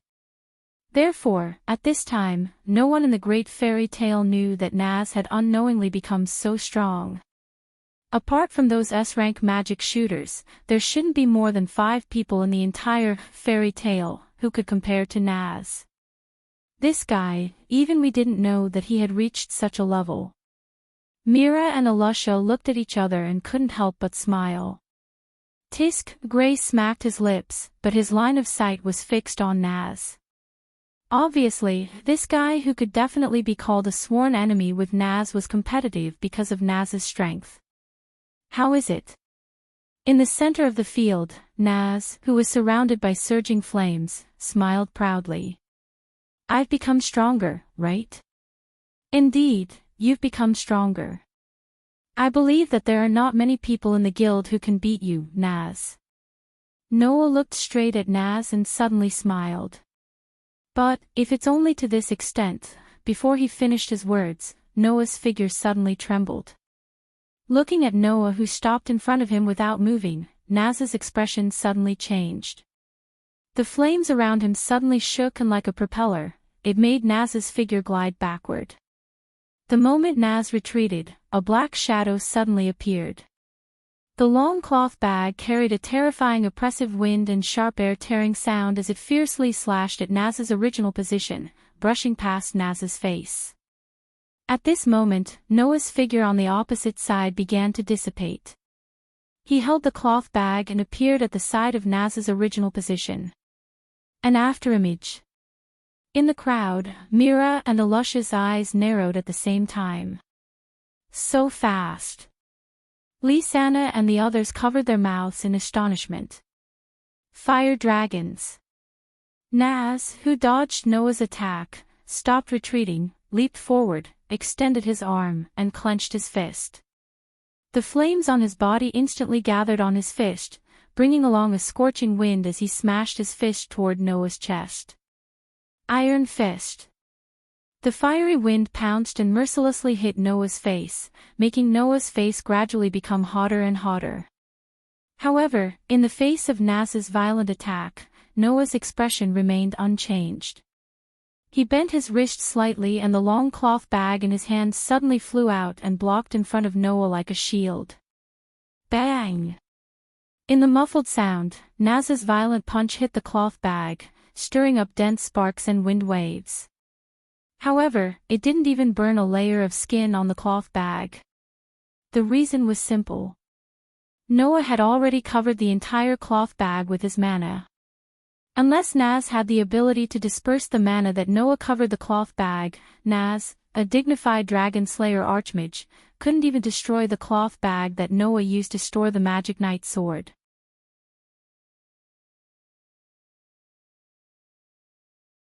Chapter 77. Wah! A shockwave spread out from the battlefield and blew onto the surrounding fairy tale players, causing quite a few of them to cry out in surprise. Ha! Feeling the fierce force from Naz's fist, Noah let out a low growl. Vigorous magic power burst out from his body and poured into Noah's arm along his body. With the support of such vigorous magic power, Noah's arm seemed to have become slightly thicker than before.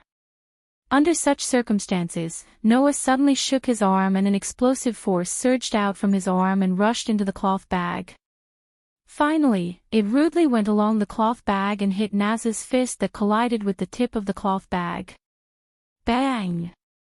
A sudden burst of power came crashing down, causing a loud clashing sound to ring out. Then, the scorching flames covering Naz's fist were completely dispersed by this impact, causing Naz to be shocked. Paw! On the other hand, Noah didn't hesitate at all. Taking advantage of Naz's surprise, he heavily slapped the cloth bag. Whoosh! The cloth bag wrapped in vigorous magic power was like an arrow that left the bow and shot toward Naz, who was close at hand. Shooting at such a close distance, even with Naz's reaction, he almost couldn't react in time. When he finally reacted with great difficulty, the tip of the cloth bag containing the magic knight sword, which was the tip of the magic knight sword in the cloth bag, had been imprinted in Naz's eyes and gradually enlarged. Damn it! Naz roared again. He turned his body sideways and turned his body upside down in the air. He stretched out a foot with his head down and feet up. Naz's foot immediately burned with a scorching flame. Fire Dragon's hook claw. The foot burning with flames fiercely kicked the cloth bag that was shooting toward him. Clang! A crisp sound of steel clashing resounded through the sky. Naz's figure and the cloth bag that was shooting toward Naz flew out almost at the same time. Paw! Noah directly stretched out his hand and caught the cloth bag that was flying back. Goo! Naz fell to the ground with his back in a somewhat embarrassing state. After smashing heavily on the ground, he bounced up and knelt on one knee with one hand pressing on the ground. He finally stabilized his body. It was clear at a glance who had the upper hand in this duel. Moreover, Naz had already used all his skills and his magic power was almost squandered in a wasteful way. He attacked crazily and displayed 120% of his strength. As for Noah, not to mention magic, even his usual weapon had been kept in the cloth bag. He didn't display his impressive swordsmanship. He only used magic power to strengthen the toughness of the cloth bag throughout the whole process. He was unilaterally dealing with Naz's attacks and hadn't even started to exert his strength. As a result, Naz displayed 120% of his strength, but Noah didn't even know if he used 1/10 of his strength. Naz still ended the duel at a disadvantage. Was there any suspense in this duel?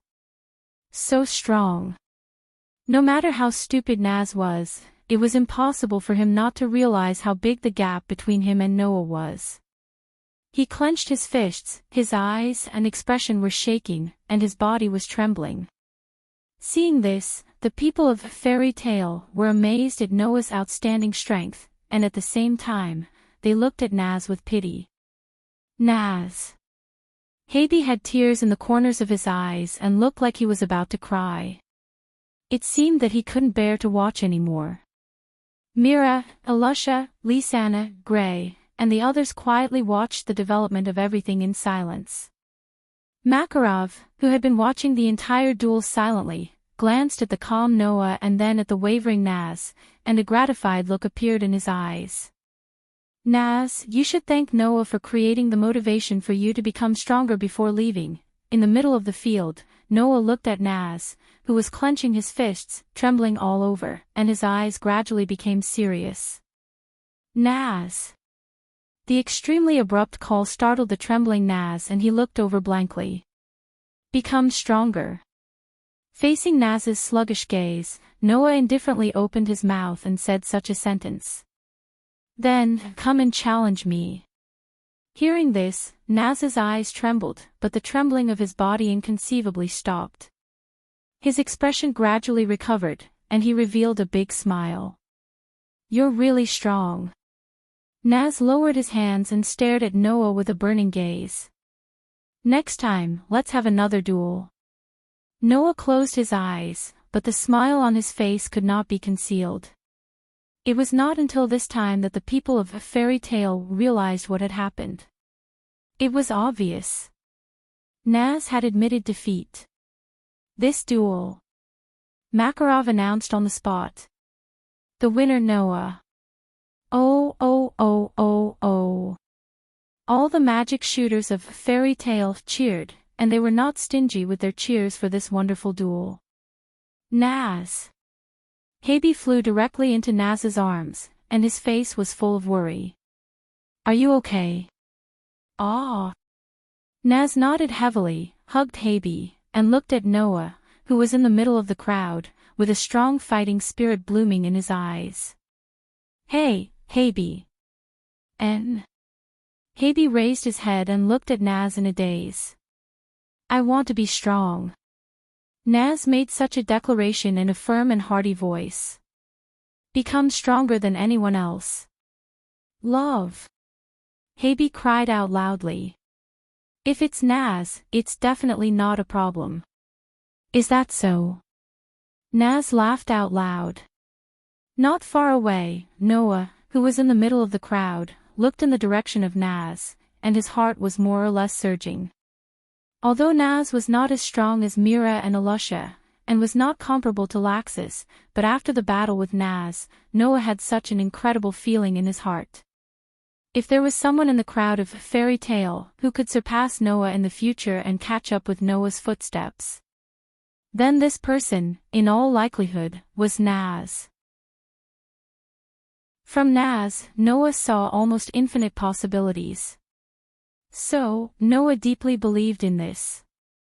Just as the crowd of fairy tale cheered because of the end of the battle between Noah and Naz, on a high point not far from fairy tale, several figures were standing there.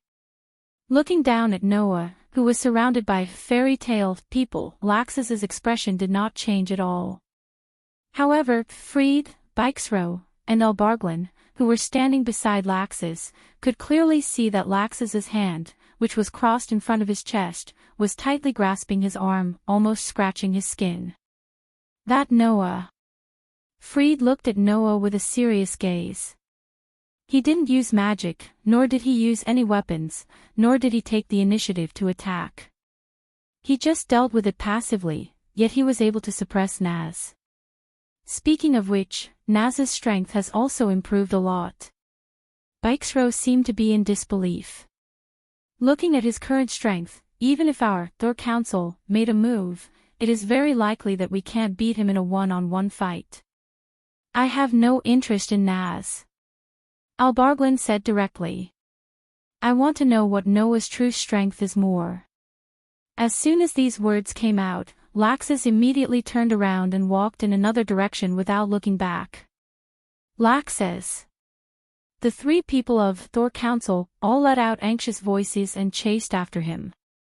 Laxus, who did not care about Thor Council, had a ruthless look in his eyes as he left such a sentence. When you come back, I will prove that I am the strongest one. Chapter 78. At the port of Magnolia, a ship was anchored there. The captain was letting the workers unload the cargo from the ship while glancing to the side from time to time, as if waiting for something. In the captain's line of sight, the magic shooters of fairy tale were gathered here. Their gazes were focused on Noah, and they did not speak for a long time. Noah was the same. His gaze swept over his companions again and again until the captain of the ship not far away cast an urgent gaze at him. He took a deep breath and nodded to everyone. Everyone, let's part here. Brother Noah. Lisanna was the first to call out to Noah, her face full of reluctance. Remember to take good care of yourself. Don't worry. Noah stepped forward and patted Lisanna's little head. This is not the first time I've left fairy tale for training. You don't have to worry too much. That's true, Alusha said as if she was joking. With Noah's strength, even if he encounters a shipwreck, he will be able to survive. We don't have to worry about him at all. Well, although I'm not very familiar with Celestial Wolf Island, since the first president is there, even a ghost can take care of Noah, right? Gray was dressed neatly, which was rare for him. He smiled at Noah. Don't let the people who have passed away worry about you. Let's fight again next time. Naz clenched his fists and grinned. Next time, I will definitely not lose again. Love. Harpy called out energetically. Then, he reluctantly took out a fish from his backpack. He was drooling while holding back his tears. With trembling cat paws, he handed the fish to Noah. "I'll give you my most precious treasure." "Boo-hoo-hoo. I'll accept your kindness," Noah said, not knowing whether to laugh or cry. "Since it's so precious, keep it well. Don't waste it." Love. Like acting in a play, Harpy rapidly took back the fish. His funny performance dispersed a lot of the sadness before the departure, causing many people to reveal smiles. Bon voyage. Karna, Lebby, and the others only said this one sentence and didn't say anything else. Everything was understood without words. Noah nodded in response. Then, he paused for a moment and turned to look at Lasana's side. There, Mira was still wearing her revealing and sexy clothes. Her white ponytail was casually hanging behind her back. She crossed her arms and didn't say a single word. Humph. Seeing that Noah was looking at him, Mira dodged his gaze for a moment. Then, he snorted and turned his head away, looking like he had no intention of saying anything. Seeing this, Noah shrugged and said mockingly, "I hope you'll become gentler when I come back. Do you want to fight?" Mira blushed and glared at Noah. Her face was full of murderous intent, but the words that came out of her mouth were like that. "Will you come back if I become gentler?" Noah raised his eyebrows. After seriously considering it for a while, he said with a bit of amusement, "That's not impossible. When you become gentler, it'll be about time for me to come back." Myra's expression froze and she fell silent. Nobody saw that Myra's beautiful eyes flashed with undetectable thought as she lowered her head. She muttered softly in a voice that only she could hear. "I'll come back if I become gentler. Elfman." Noah raised his head and looked at Elfman, who was taller than him. "I hope that when I come back, you can become a little more manly and not be bullied by Mira. You have to learn how to protect your family, understand?" "Protect my family?" Elfman was stunned at first, then looked at Mira and Lisanna with a look of determination in his eyes. "I want to become a man. Protect my family. That's the way." Noah patted Elfman's shoulder and finally looked at Makarov. "Be careful." That simple and comprehensive sentence expressed all the emotions in Makarov's heart. "I know." Noah took a step back and glanced at all of his fairy tale companions again. "Then, everyone, I'll take my leave first. See you in the near future." After saying that, Noah didn't hesitate any longer. He directly boarded the ship that had finished moving the goods while the captain's expression softened. "Goodbye. Goodbye. Noah. Brother Noah. Come back soon. Train hard. Don't let the first generation look down on you.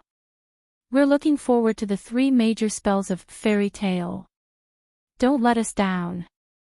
At the port, below the ship, the members of Fairy Tale waved at Noah one after another, causing a warm feeling to surge in Noah's heart as he turned his back.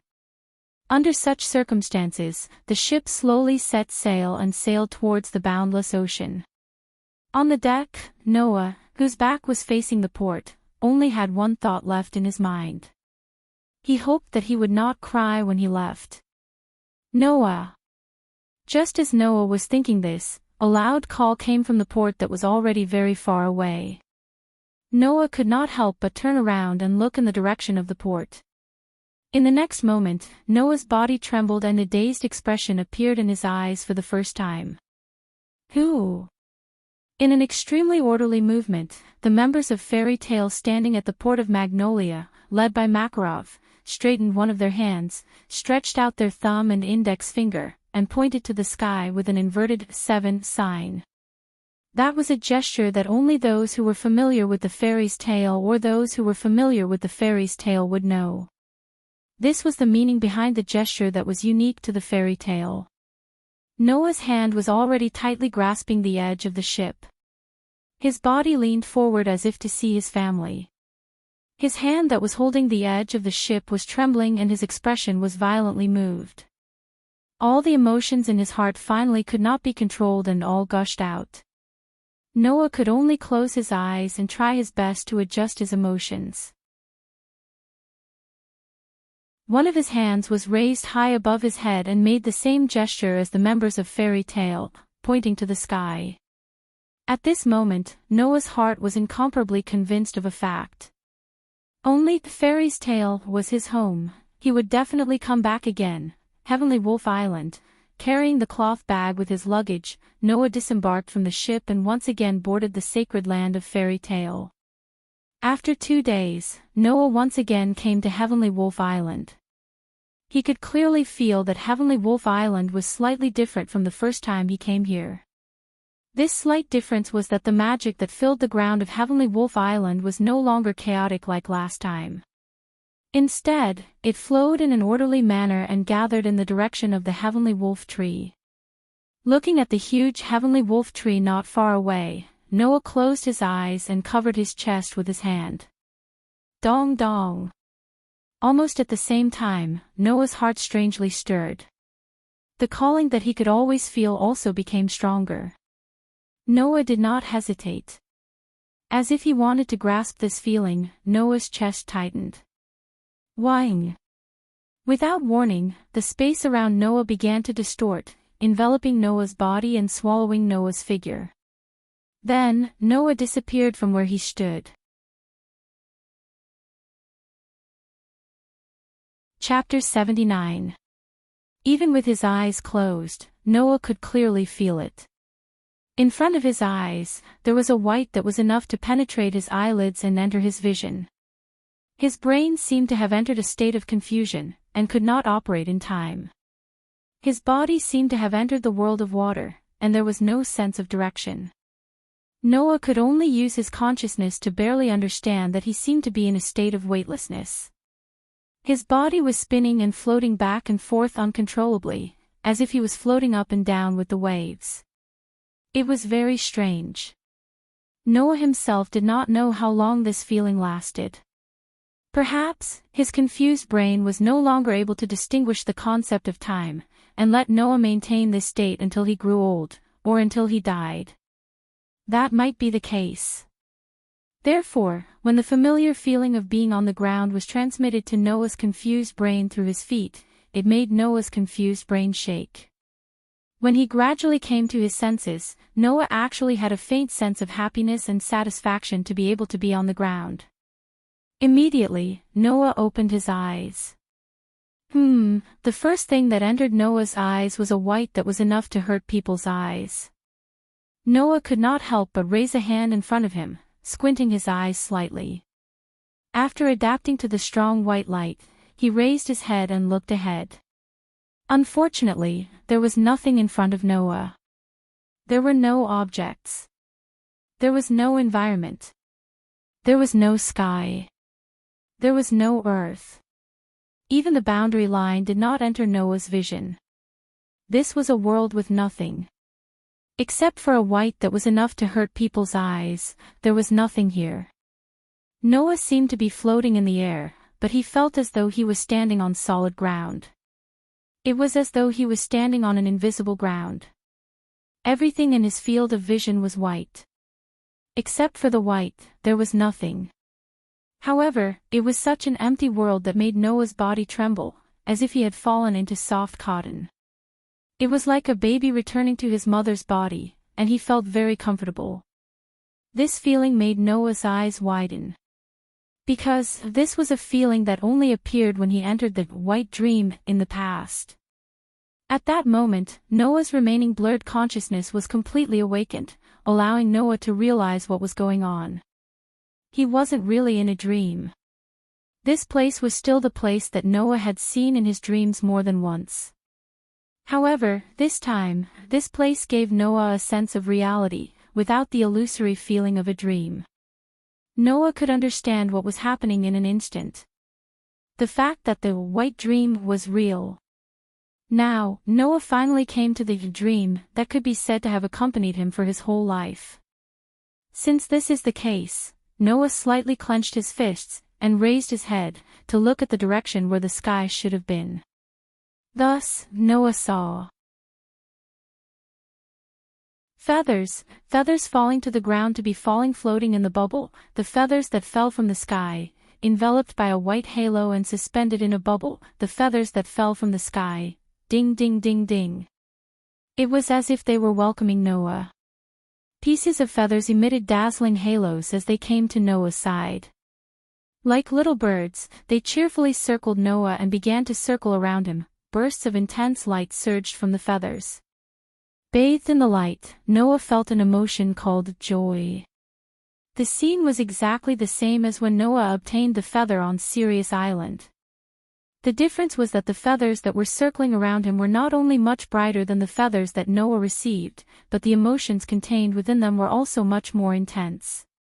In addition, the feathers in front of him were complete. The feathers that Noah received, however, were incomplete. Wait! Noah suddenly woke up.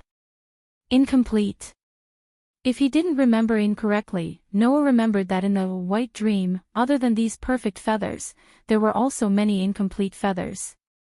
It was unknown whether or not they knew what Noah was thinking, but the feathers that were circling around Noah suddenly dispersed.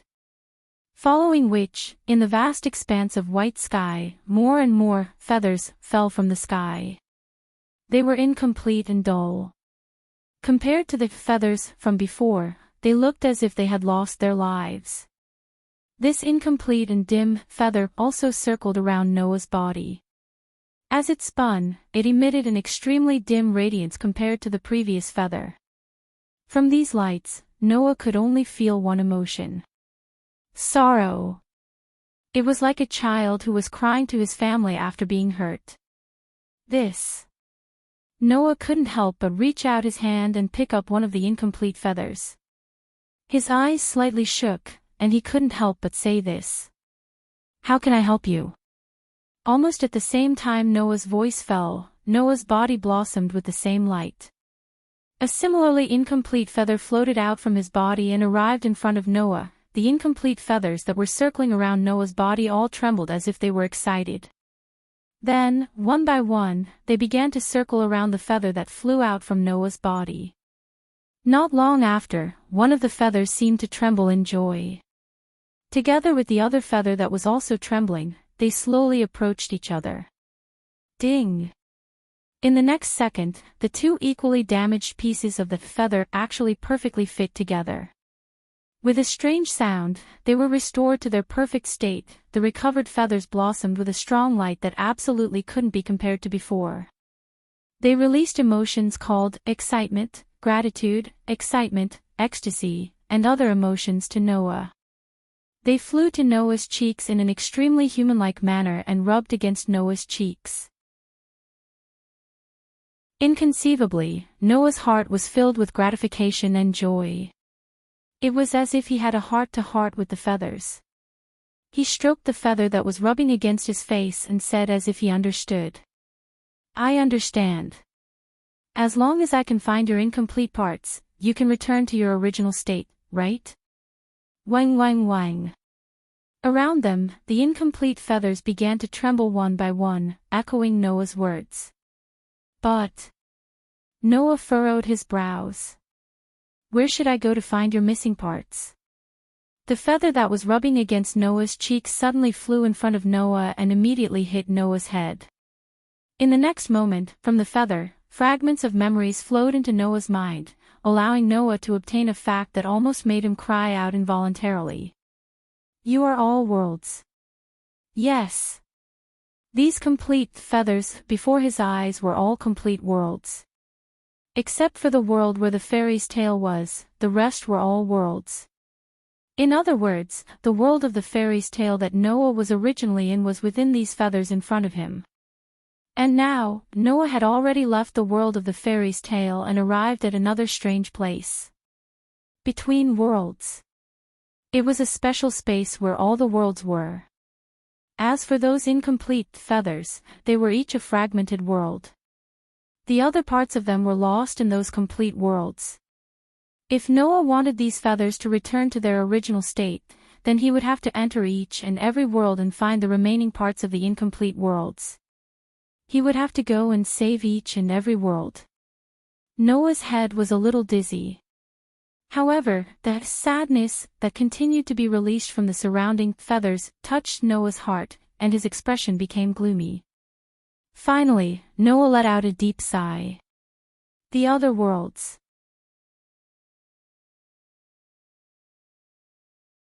Chapter 80. The sky was gray. The ground was red. The forest was decaying. The buildings were decaying. The wind carried a variety of pungent smells. The air was filled with an atmosphere that made one's heart palpitate. Vaguely, a roar that sounded like the roar of a tiger or the howl of a wolf reverberated in the surroundings, reverberating in every corner that could be touched. It gave people a feeling that they were not willing to have in their entire lives. Despair. Looking around at this world that seemed to have completely fallen into hell, Noah, who was standing in the middle of the ground that seemed to be dyed red with blood, couldn't help but deeply frown. What is going on with this world? Yes.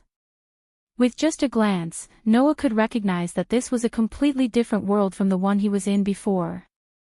There would be no fairy tale here. There would be no magnolia. There would be no companions that Noah was familiar with. There would also be no place where Noah was supposed to stay. For Noah, this world was completely unfamiliar. Of course, when Noah decided to enter other worlds and help those incomplete feathers to restore their original state, he had already mentally prepared himself. Therefore, even if he came to a completely unfamiliar world, Noah would not be at a loss, nor would he panic. However, at this moment, Noah was truly confused. Since he was entering another world, Noah did not have the extravagant hope that the world he went to was the same as the world he was originally in. However, what was going on with this world that was filled with despair? Could it be that I didn't enter a complete world, but an incomplete world? But Noah had indeed touched a complete feather, so he should have come to a complete world. Moreover, from the feathers that represented each world, Noah also obtained some relevant memory fragments. Therefore, Noah knew that an incomplete world was a world that had been destroyed to a certain extent. Not to mention not being able to enter, even if they could, they would instantly lose their lives due to various circumstances. For example, in a broken world, some had no air, some had no water, some had no food, and some had no living creatures. Unless they could be repaired, it would be a real hell. It was because of this that Noah couldn't help but think that the world in front of him wasn't complete. After all, the atmosphere of despair was too strong, wasn't it? In addition, Noah was also very concerned about one thing. Noah raised his eyes and looked in a certain direction. He tightened the long sack on his shoulder. He saw that somewhere far away from Noah, there was a place that looked like a city. Why did he say that it was similar? That was because a normal city would definitely not be like the city that Noah saw, surrounded by huge black stone monuments that reached into the clouds and were much taller than normal mountains. That was a city that was surrounded by huge black stone monuments that reached into the clouds. Staring at the city that was surrounded by huge black stone monuments, Noah sighed after a while. Looks like I've come to a very amazing world. After saying that, Noah patted his cheeks and pulled himself together. No matter what, there is a place where humans gather. I will definitely be able to obtain some information. Let's first understand what kind of world I've come to. There was no way for a world to dry up a world. Therefore, even if a part of the fragments of an incomplete world were in a different world, the world itself had no way to take them out and restore the incomplete world to its original state. Otherwise, there would be no need for Noah to go through so much trouble to go to another world to collect the fragments of a world. What kind of form would the fragments of a world exist in? Noah also didn't know clearly. Some of them would be scattered in a certain place. Some of them would be hidden in a certain object. Some of them would need to be found personally. Some of them would need to meet certain conditions to appear on their own. All in all, Noah wanted to find the fragments of a world. If he was lucky, he would be able to find them in 1 or 2 days. But if he was unlucky, he might not be able to find them in 10 or 20 years. What Noah could do was to obtain all the useful information. As long as he obtained information related to the fragments of a world, Noah would be able to receive hints from the current world and obtain traces of the fragments of a world. For example, last time, after Noah received information about the celestial Wolf Island, he received a hint about that world and entered the dreamland, where he truly saw the location of the world fragment. And before obtaining a certain amount of information, even Noah's world would not know the location of the fragments of a world. In other words, Noah was like a detector for the fragments of a world. After entering the world of the fragments of a world, as long as he obtained a certain amount of information, the current world would be able to use Noah as a detector to infer the location of the fragments of a world and give hints to Noah. In this way, Noah's existence was like, born in order to find the fragments of a world. Noah's eyes flashed with a complicated expression as he sighed again and again. In the end, after leaving Fairy's tale, the secret of my existence can only be obtained from such a depressing guess. It was just that Noah unexpectedly couldn't hate this task. There was no other way. Who told those feathers to be like children, pure and innocent, making it impossible for Noah to ignore them? So, cheer up. Unfortunately, there was someone who wanted to make things difficult for Noah. Gee! Following such a sharp sound, the ground where Noah was suddenly trembled. Noah's expression turned cold. Without hesitation, he jumped up and with an astonishing leap, he jumped more than 20 meters into the air. Pang! Suddenly, the ground where Noah was originally at was broken by a huge black shadow. Dirt and stones flew in all directions, and smoke and dust filled the air.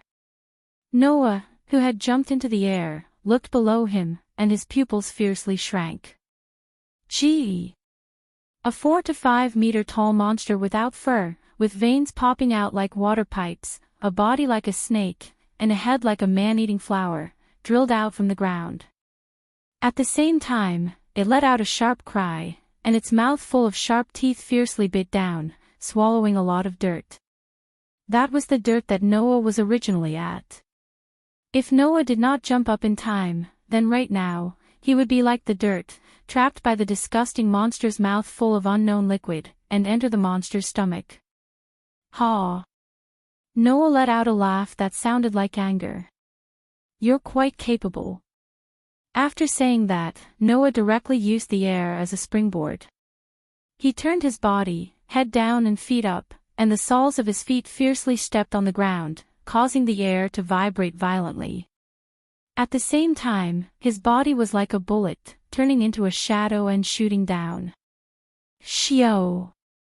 Amidst the sharp air-breaking noise, Noah, who was descending from the sky, spun around again. This time, he swung his leg out with all his might. Together with the explosive descent of his body, he landed a heavy kick on the disgusting head of the monster that looked like a man-eating flower. Pang! Before it could even make a sound, the 4 to 5 meter tall monster with a snake's body and a man-eating flower's head was directly kicked by Noah and exploded. Paw paw paw, the disgusting flesh with black blood scattered around, fell on the ground around, and after a few squirms, it stopped moving. This is not a demon, right? Noah, who landed on the ground, looked at the scattered flesh around, and smelled a kind of unpleasant stench in the air. He covered his nose, turned his head, and looked at the city surrounded by huge black stone tablets. My guess was right. We've really come to an incredible world.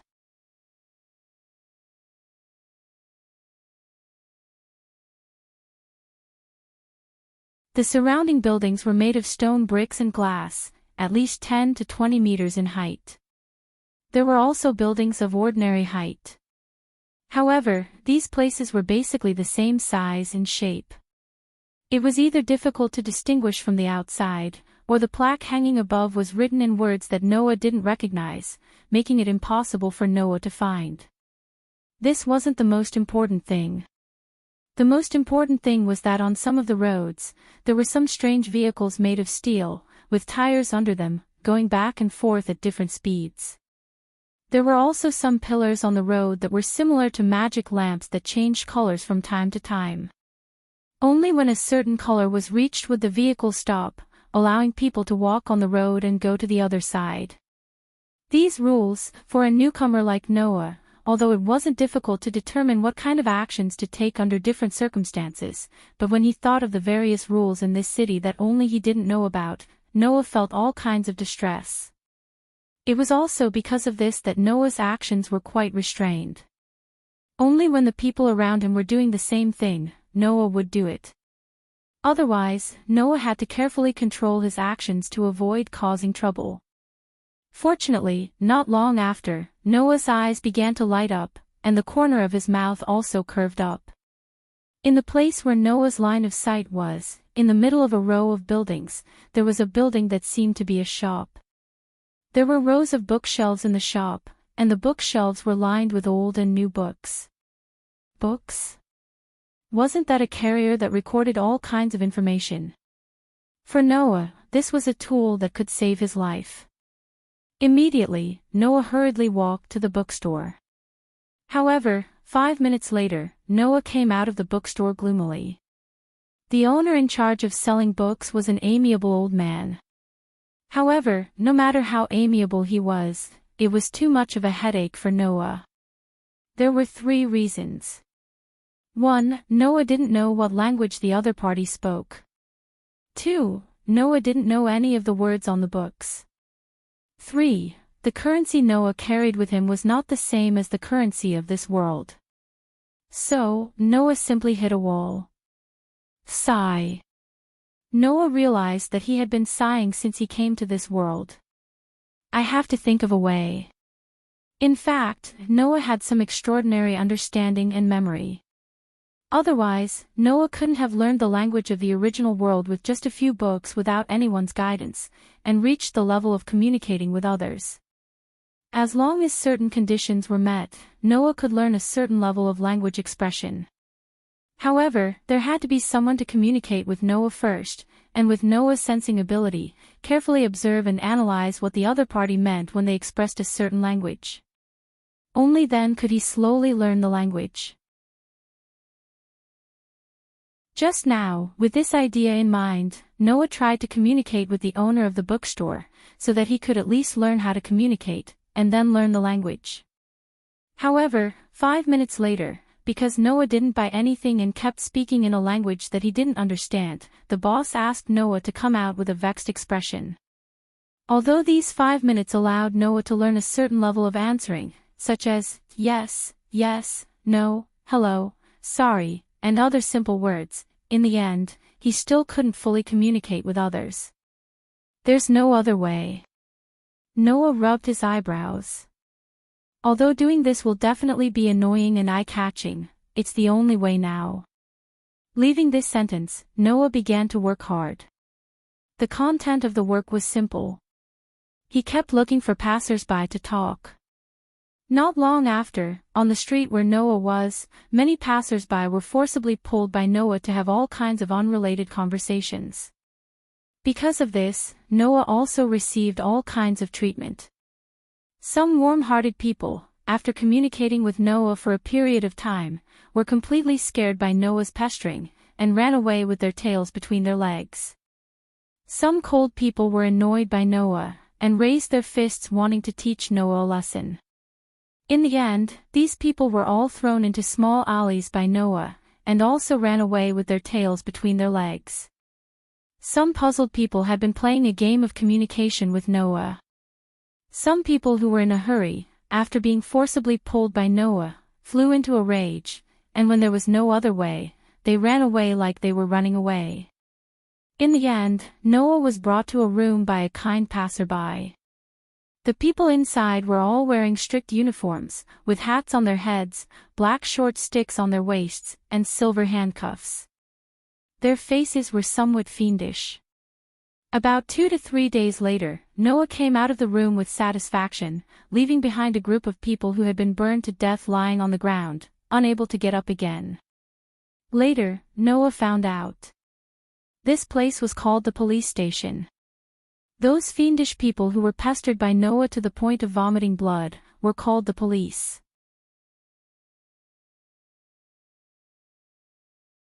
Chapter 82. Walking on the road, Noah held a book in his hand, flipping through it while walking forward aimlessly. This book was taken by Noah from one of the office desks when he left the place called the police station. The title of the book was Protozoan War. During the 2 to 3 days in the police station, every day, Noah would be challenging the police's bottom line by pestering them and communicating with them one by one. In the end, although all the police in the police station respected Noah like a tiger and wanted to drive him away, Noah still successfully learned to communicate with them to a certain extent. If there weren't any problems, Noah would be able to carry out normal daily life communication smoothly. As for the language, Noah wanted to more or less master it through the book in his hand. Otherwise, Noah would not be able to smoothly obtain a lot of information recorded in the book, and that would be a bit of a problem. Of course, during the 2 to 3 days in the police station, Noah not only obtained a certain degree of communication ability, but also some information about this world. It was the same feeling Noah had when he first came to this world. This world, basically, could be said to be a world full of despair. About 9 years ago, this world was still a peaceful world with a population of more than 8 billion people. However, on a certain day 9 years ago, a kind of monster appeared in this world without warning, and with a terrifying infection ability, it gained an astonishing number of people and attacked the human world on a large scale. The monsters were collectively known as protozoan. They were creatures that were born after being infected with a terrifying virus that had high infectivity through blood and could rewrite the DNA of living creatures. The virus was called protozoan virus. Creatures infected with the protozoan virus, whether human or animal, would all be transformed into protozoan by the virus at an astonishing speed, becoming complete monsters. These monsters not only had terrifying and ferocious power, but they could also infect other creatures with the protozoan virus by injecting body fluids into them, turning the infected creatures into protozoan. They also had a certain degree of regeneration ability. Human weapons could not easily kill these monsters. Under such circumstances, a terrifying number of protozoa launched a large-scale attack on the human world 9 years ago, starting a world war. In the end, humans were defeated.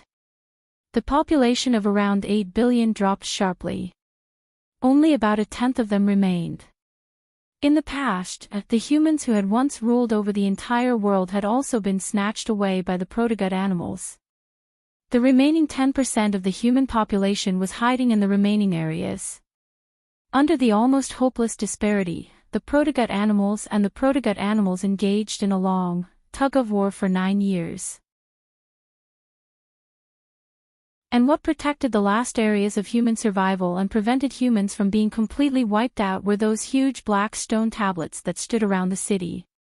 The monolith was a gigantic metallic monolith made of pitch-black metal. The monolith was able to emit a special, weak magnetic field. It possessed the ability to weaken the virus of the protozoa, causing the protozoa to lose their ability to regenerate, and causing the protozoa to instinctively stay away from them. It was because of the existence of the monolith that could cause the protozoa to lose their ability to regenerate that humans had the possibility of fighting the protozoa. The monolith, which was made of a large amount of monolith, was erected around the last remaining land of humans, using the magnetic field released by the monolith to isolate the protozoa, allowing humans to survive. But even so, humans could only hide in the places where the monolith existed to prolong their last breaths. Until now, they still dreamed of being able to reclaim their lost land in the future, but they could not do anything to the protogut animals, which had an astonishing number and power. This world was just so despairing. And the city Noah was in was called the Tokyo area. It was one of the 5 areas that was split into 5 after a country called Japan was invaded by the protogut animals. Noah's luck was really not bad. If it was not because he was around the Tokyo area when he descended into this world, Noah would have been besieged by the army of protogut animals that could only be described as terrifying. Noah did not know what level of power these monsters called protogut animals had. However, after 2 to 3 days of hard work, Noah also found out that creatures infected by the protogut animal virus would mutate in a short period of time and mix the infected DNA with the DNA of other animals, turning into terrifying and ferocious monsters, known as protogut animals. And the more DNA of different species mixed with the protogut animals, the stronger and harder their strength and outer skin would be. Therefore, basically, protogut animals were divided into levels I to 4 according to the strength of the protogut animals. Generally, protogut animals that were only infected with the DNA of one species and had the ability to possess the DNA of one species were the weakest, stage I. Those that were infected with 2 or more protogut animals and had the ability to possess the DNA of 2 or 3 species would evolve to stage 2. Protogut animals in stage 3 and stage 4 generally had the DNA of multiple species and also had all the advantages and abilities of these species, which was very terrifying. When he first arrived in this world, he was kicked to the point of exploding by Noah's crisp kick, causing him to be unable to even regenerate. The stage of the protozoan should be stage 2, a protozoan with the DNA of more than 2 species. Noah had the power to destroy stage 2 in one hit, but he did not know how strong stage 3 and stage 4 were. When he thought of this, Noah could not help but mutter. This world doesn't let people have a good life at all, it's too boring. At this time, a commotion sounded in front of Noah, attracting the attention of Noah, who was immersed in the book and trying to decipher the meaning of those words. Noah raised his head and looked to the front. At the next moment, a young girl, who was not even 10 years old and dressed in tattered clothes and had a face full of soot, ran over in a panic. She pushed through the crowd and ran as if she was running for her life. Behind the little girl, a group of people, rather than saying that they were angry, were chasing in this direction with murderous intent. Obviously, they were chasing the little girl in front of them. Seeing this, Noah frowned. When the surrounding people saw this situation, they were curious and nosy and wanted to get closer. However, when the little girl's eyes were exposed to the surrounding people's eyes, the surrounding people immediately stopped in their tracks. The look in their eyes instantly dropped to the freezing point. Disgust and even hatred appeared on their faces from the bottom of their hearts. Without saying anything, they directly left. Noah saw it too. The little girl's eyes, which caused this phenomenon, were crimson like blood.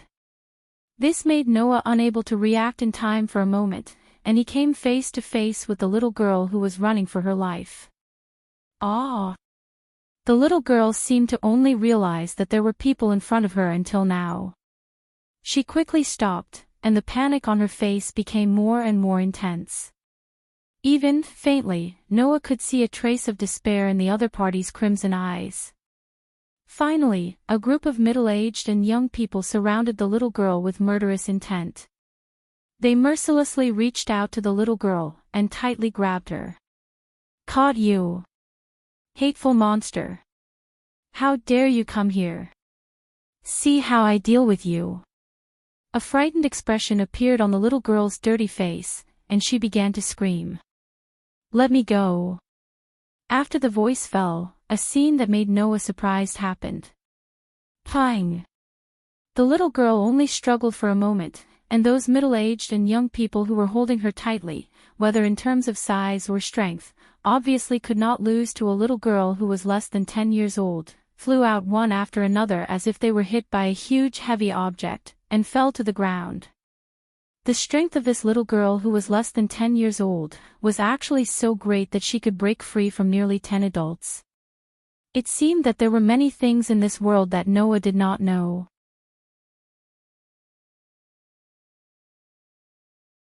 Chapter 83. Because of the struggle of the little girl with crimson eyes, the people who fell to the ground were all dizzy and couldn't get up in a short time. Seeing this situation, the little girl didn't react, but the people around her actually showed anger. Sure enough, she's a monster. She's a pest that only hurts humans. Kill. Kill her. The people who had turned a blind eye to everything just a moment ago now surrounded the panic-stricken little girl with a face full of fear in the middle. Witnessing all this, the thoughts in Noah's mind could be summed up in 3 simple words. Why? Why is this little girl called a monster? Why are the people around her not only watching her die, but also planning to hit her when she's down? Why are the little girl's eyes crimson? Why is it that a group of Tokyo residents who looked very normal just now, at this time, can easily say, "Kill her," to a little girl less than 10 years old? I don't understand. Noah really doesn't understand. However, Noah doesn't understand, it doesn't mean that he will stand by and do nothing. Without the slightest hesitation, Noah went straight forward. Under everyone's stunned gaze and the little girl with crimson eyes hiding in panic, he grabbed the little girl's hand and then walked out of the crowd. Hey! After reacting, including those who chased the little girl from the ground, everyone blocked Noah's way and stared at Noah with sinister eyes. Who are you? Do you want to go? Do you want to protect that monster? Be careful that she will turn into an animal at any time and eat you, stinky brat. The people who blocked Noah's way all shouted, and some even did not hesitate to speak ill of Noah, causing more and more people to watch, and more people to cast a terrifying look at Noah with a face full of disgust and hatred. On the contrary, the little girl whose hand was held by Noah seemed to be unable to believe that Noah would stand up for her. She was stunned and even forgot to struggle.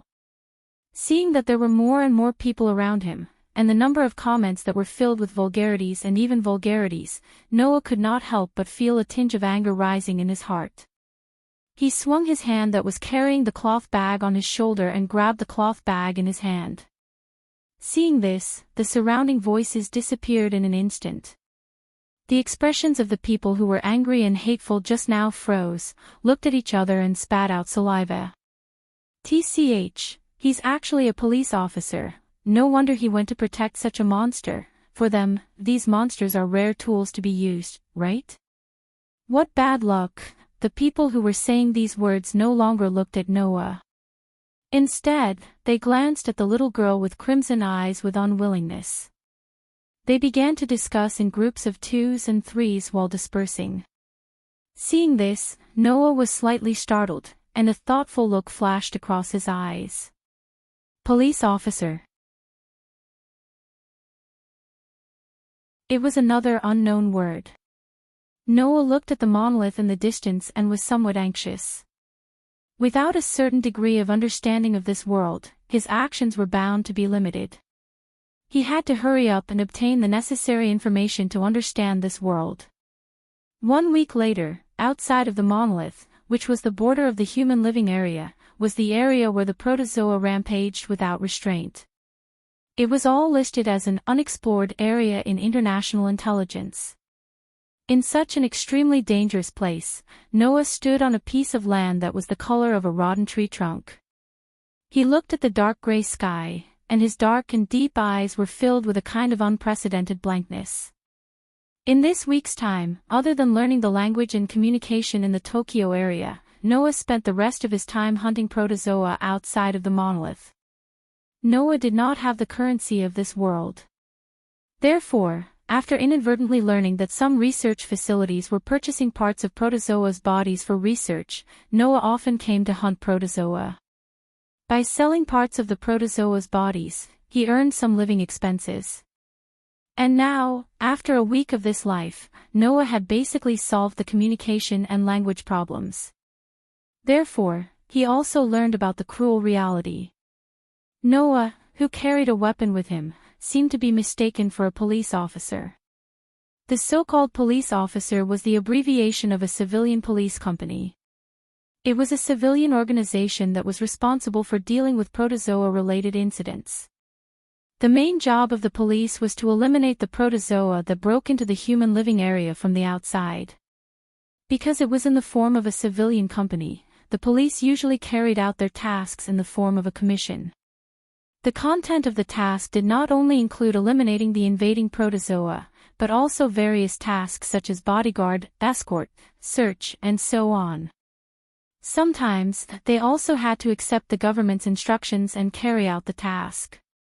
From this point of view, the nature of the police's work was similar to that of a sorcerer. However, the difference was that the police were usually carried out by two people. One was the police officer. The other was the cursed child. A special human born with the emergence of protozoa, the cursed child. They were children who had the protozoa virus's genes. Because the mother ingested the protozoa virus during pregnancy, the virus accumulated in the fetus's body and was born. Thus, they had a certain level of protozoa's ability, which was superior physical ability and regenerative ability. Because the cursed child was infected in the embryonic stage, but because the speed of mutation was very slow, they had a high-speed self-healing ability, agility, and strength that exceeded that of humans.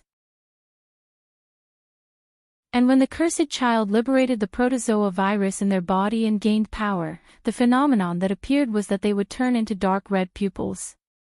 That was the best proof of their status as a cursed child. Because the cursed child had the power to rival the protozoa, people used this power completely in the war against the protozoa. Therefore, the police officers of the civilian police company were all in groups of two people. They were carriers of the protozoa virus, or the cursed child. Because they could use the power of the protozoa virus and had the physical regeneration ability of the protozoa, they were the main combat force of the two-person team. This type of person who formed a partnership with the police and was also the cursed child was collectively known as the initiator. And as the partner of the initiator to assist in the battle and provide core support to the initiator, they were usually the guardians of the initiator.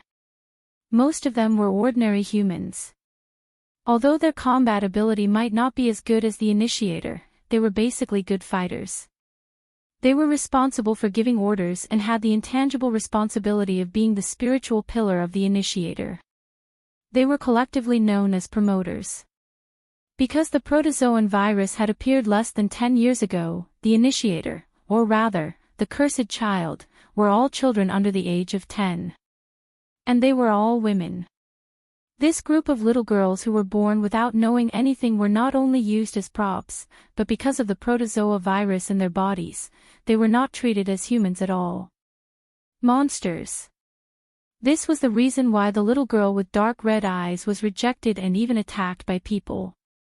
After knowing this, Noah finally understood. This world was not only full of despair, but also darker and more unbearable than he imagined. Looking at the Tokyo area where the monolith was located, Noah was speechless for a long time. After a long time, he looked at the fairy's coat of arms on the back of his hand and clenched his fist tightly. At this moment, Noah made a decision. You're tuning into the Journey of the Soul YouTube channel. Don't forget to subscribe and join us on this journey to catch the most captivating stories.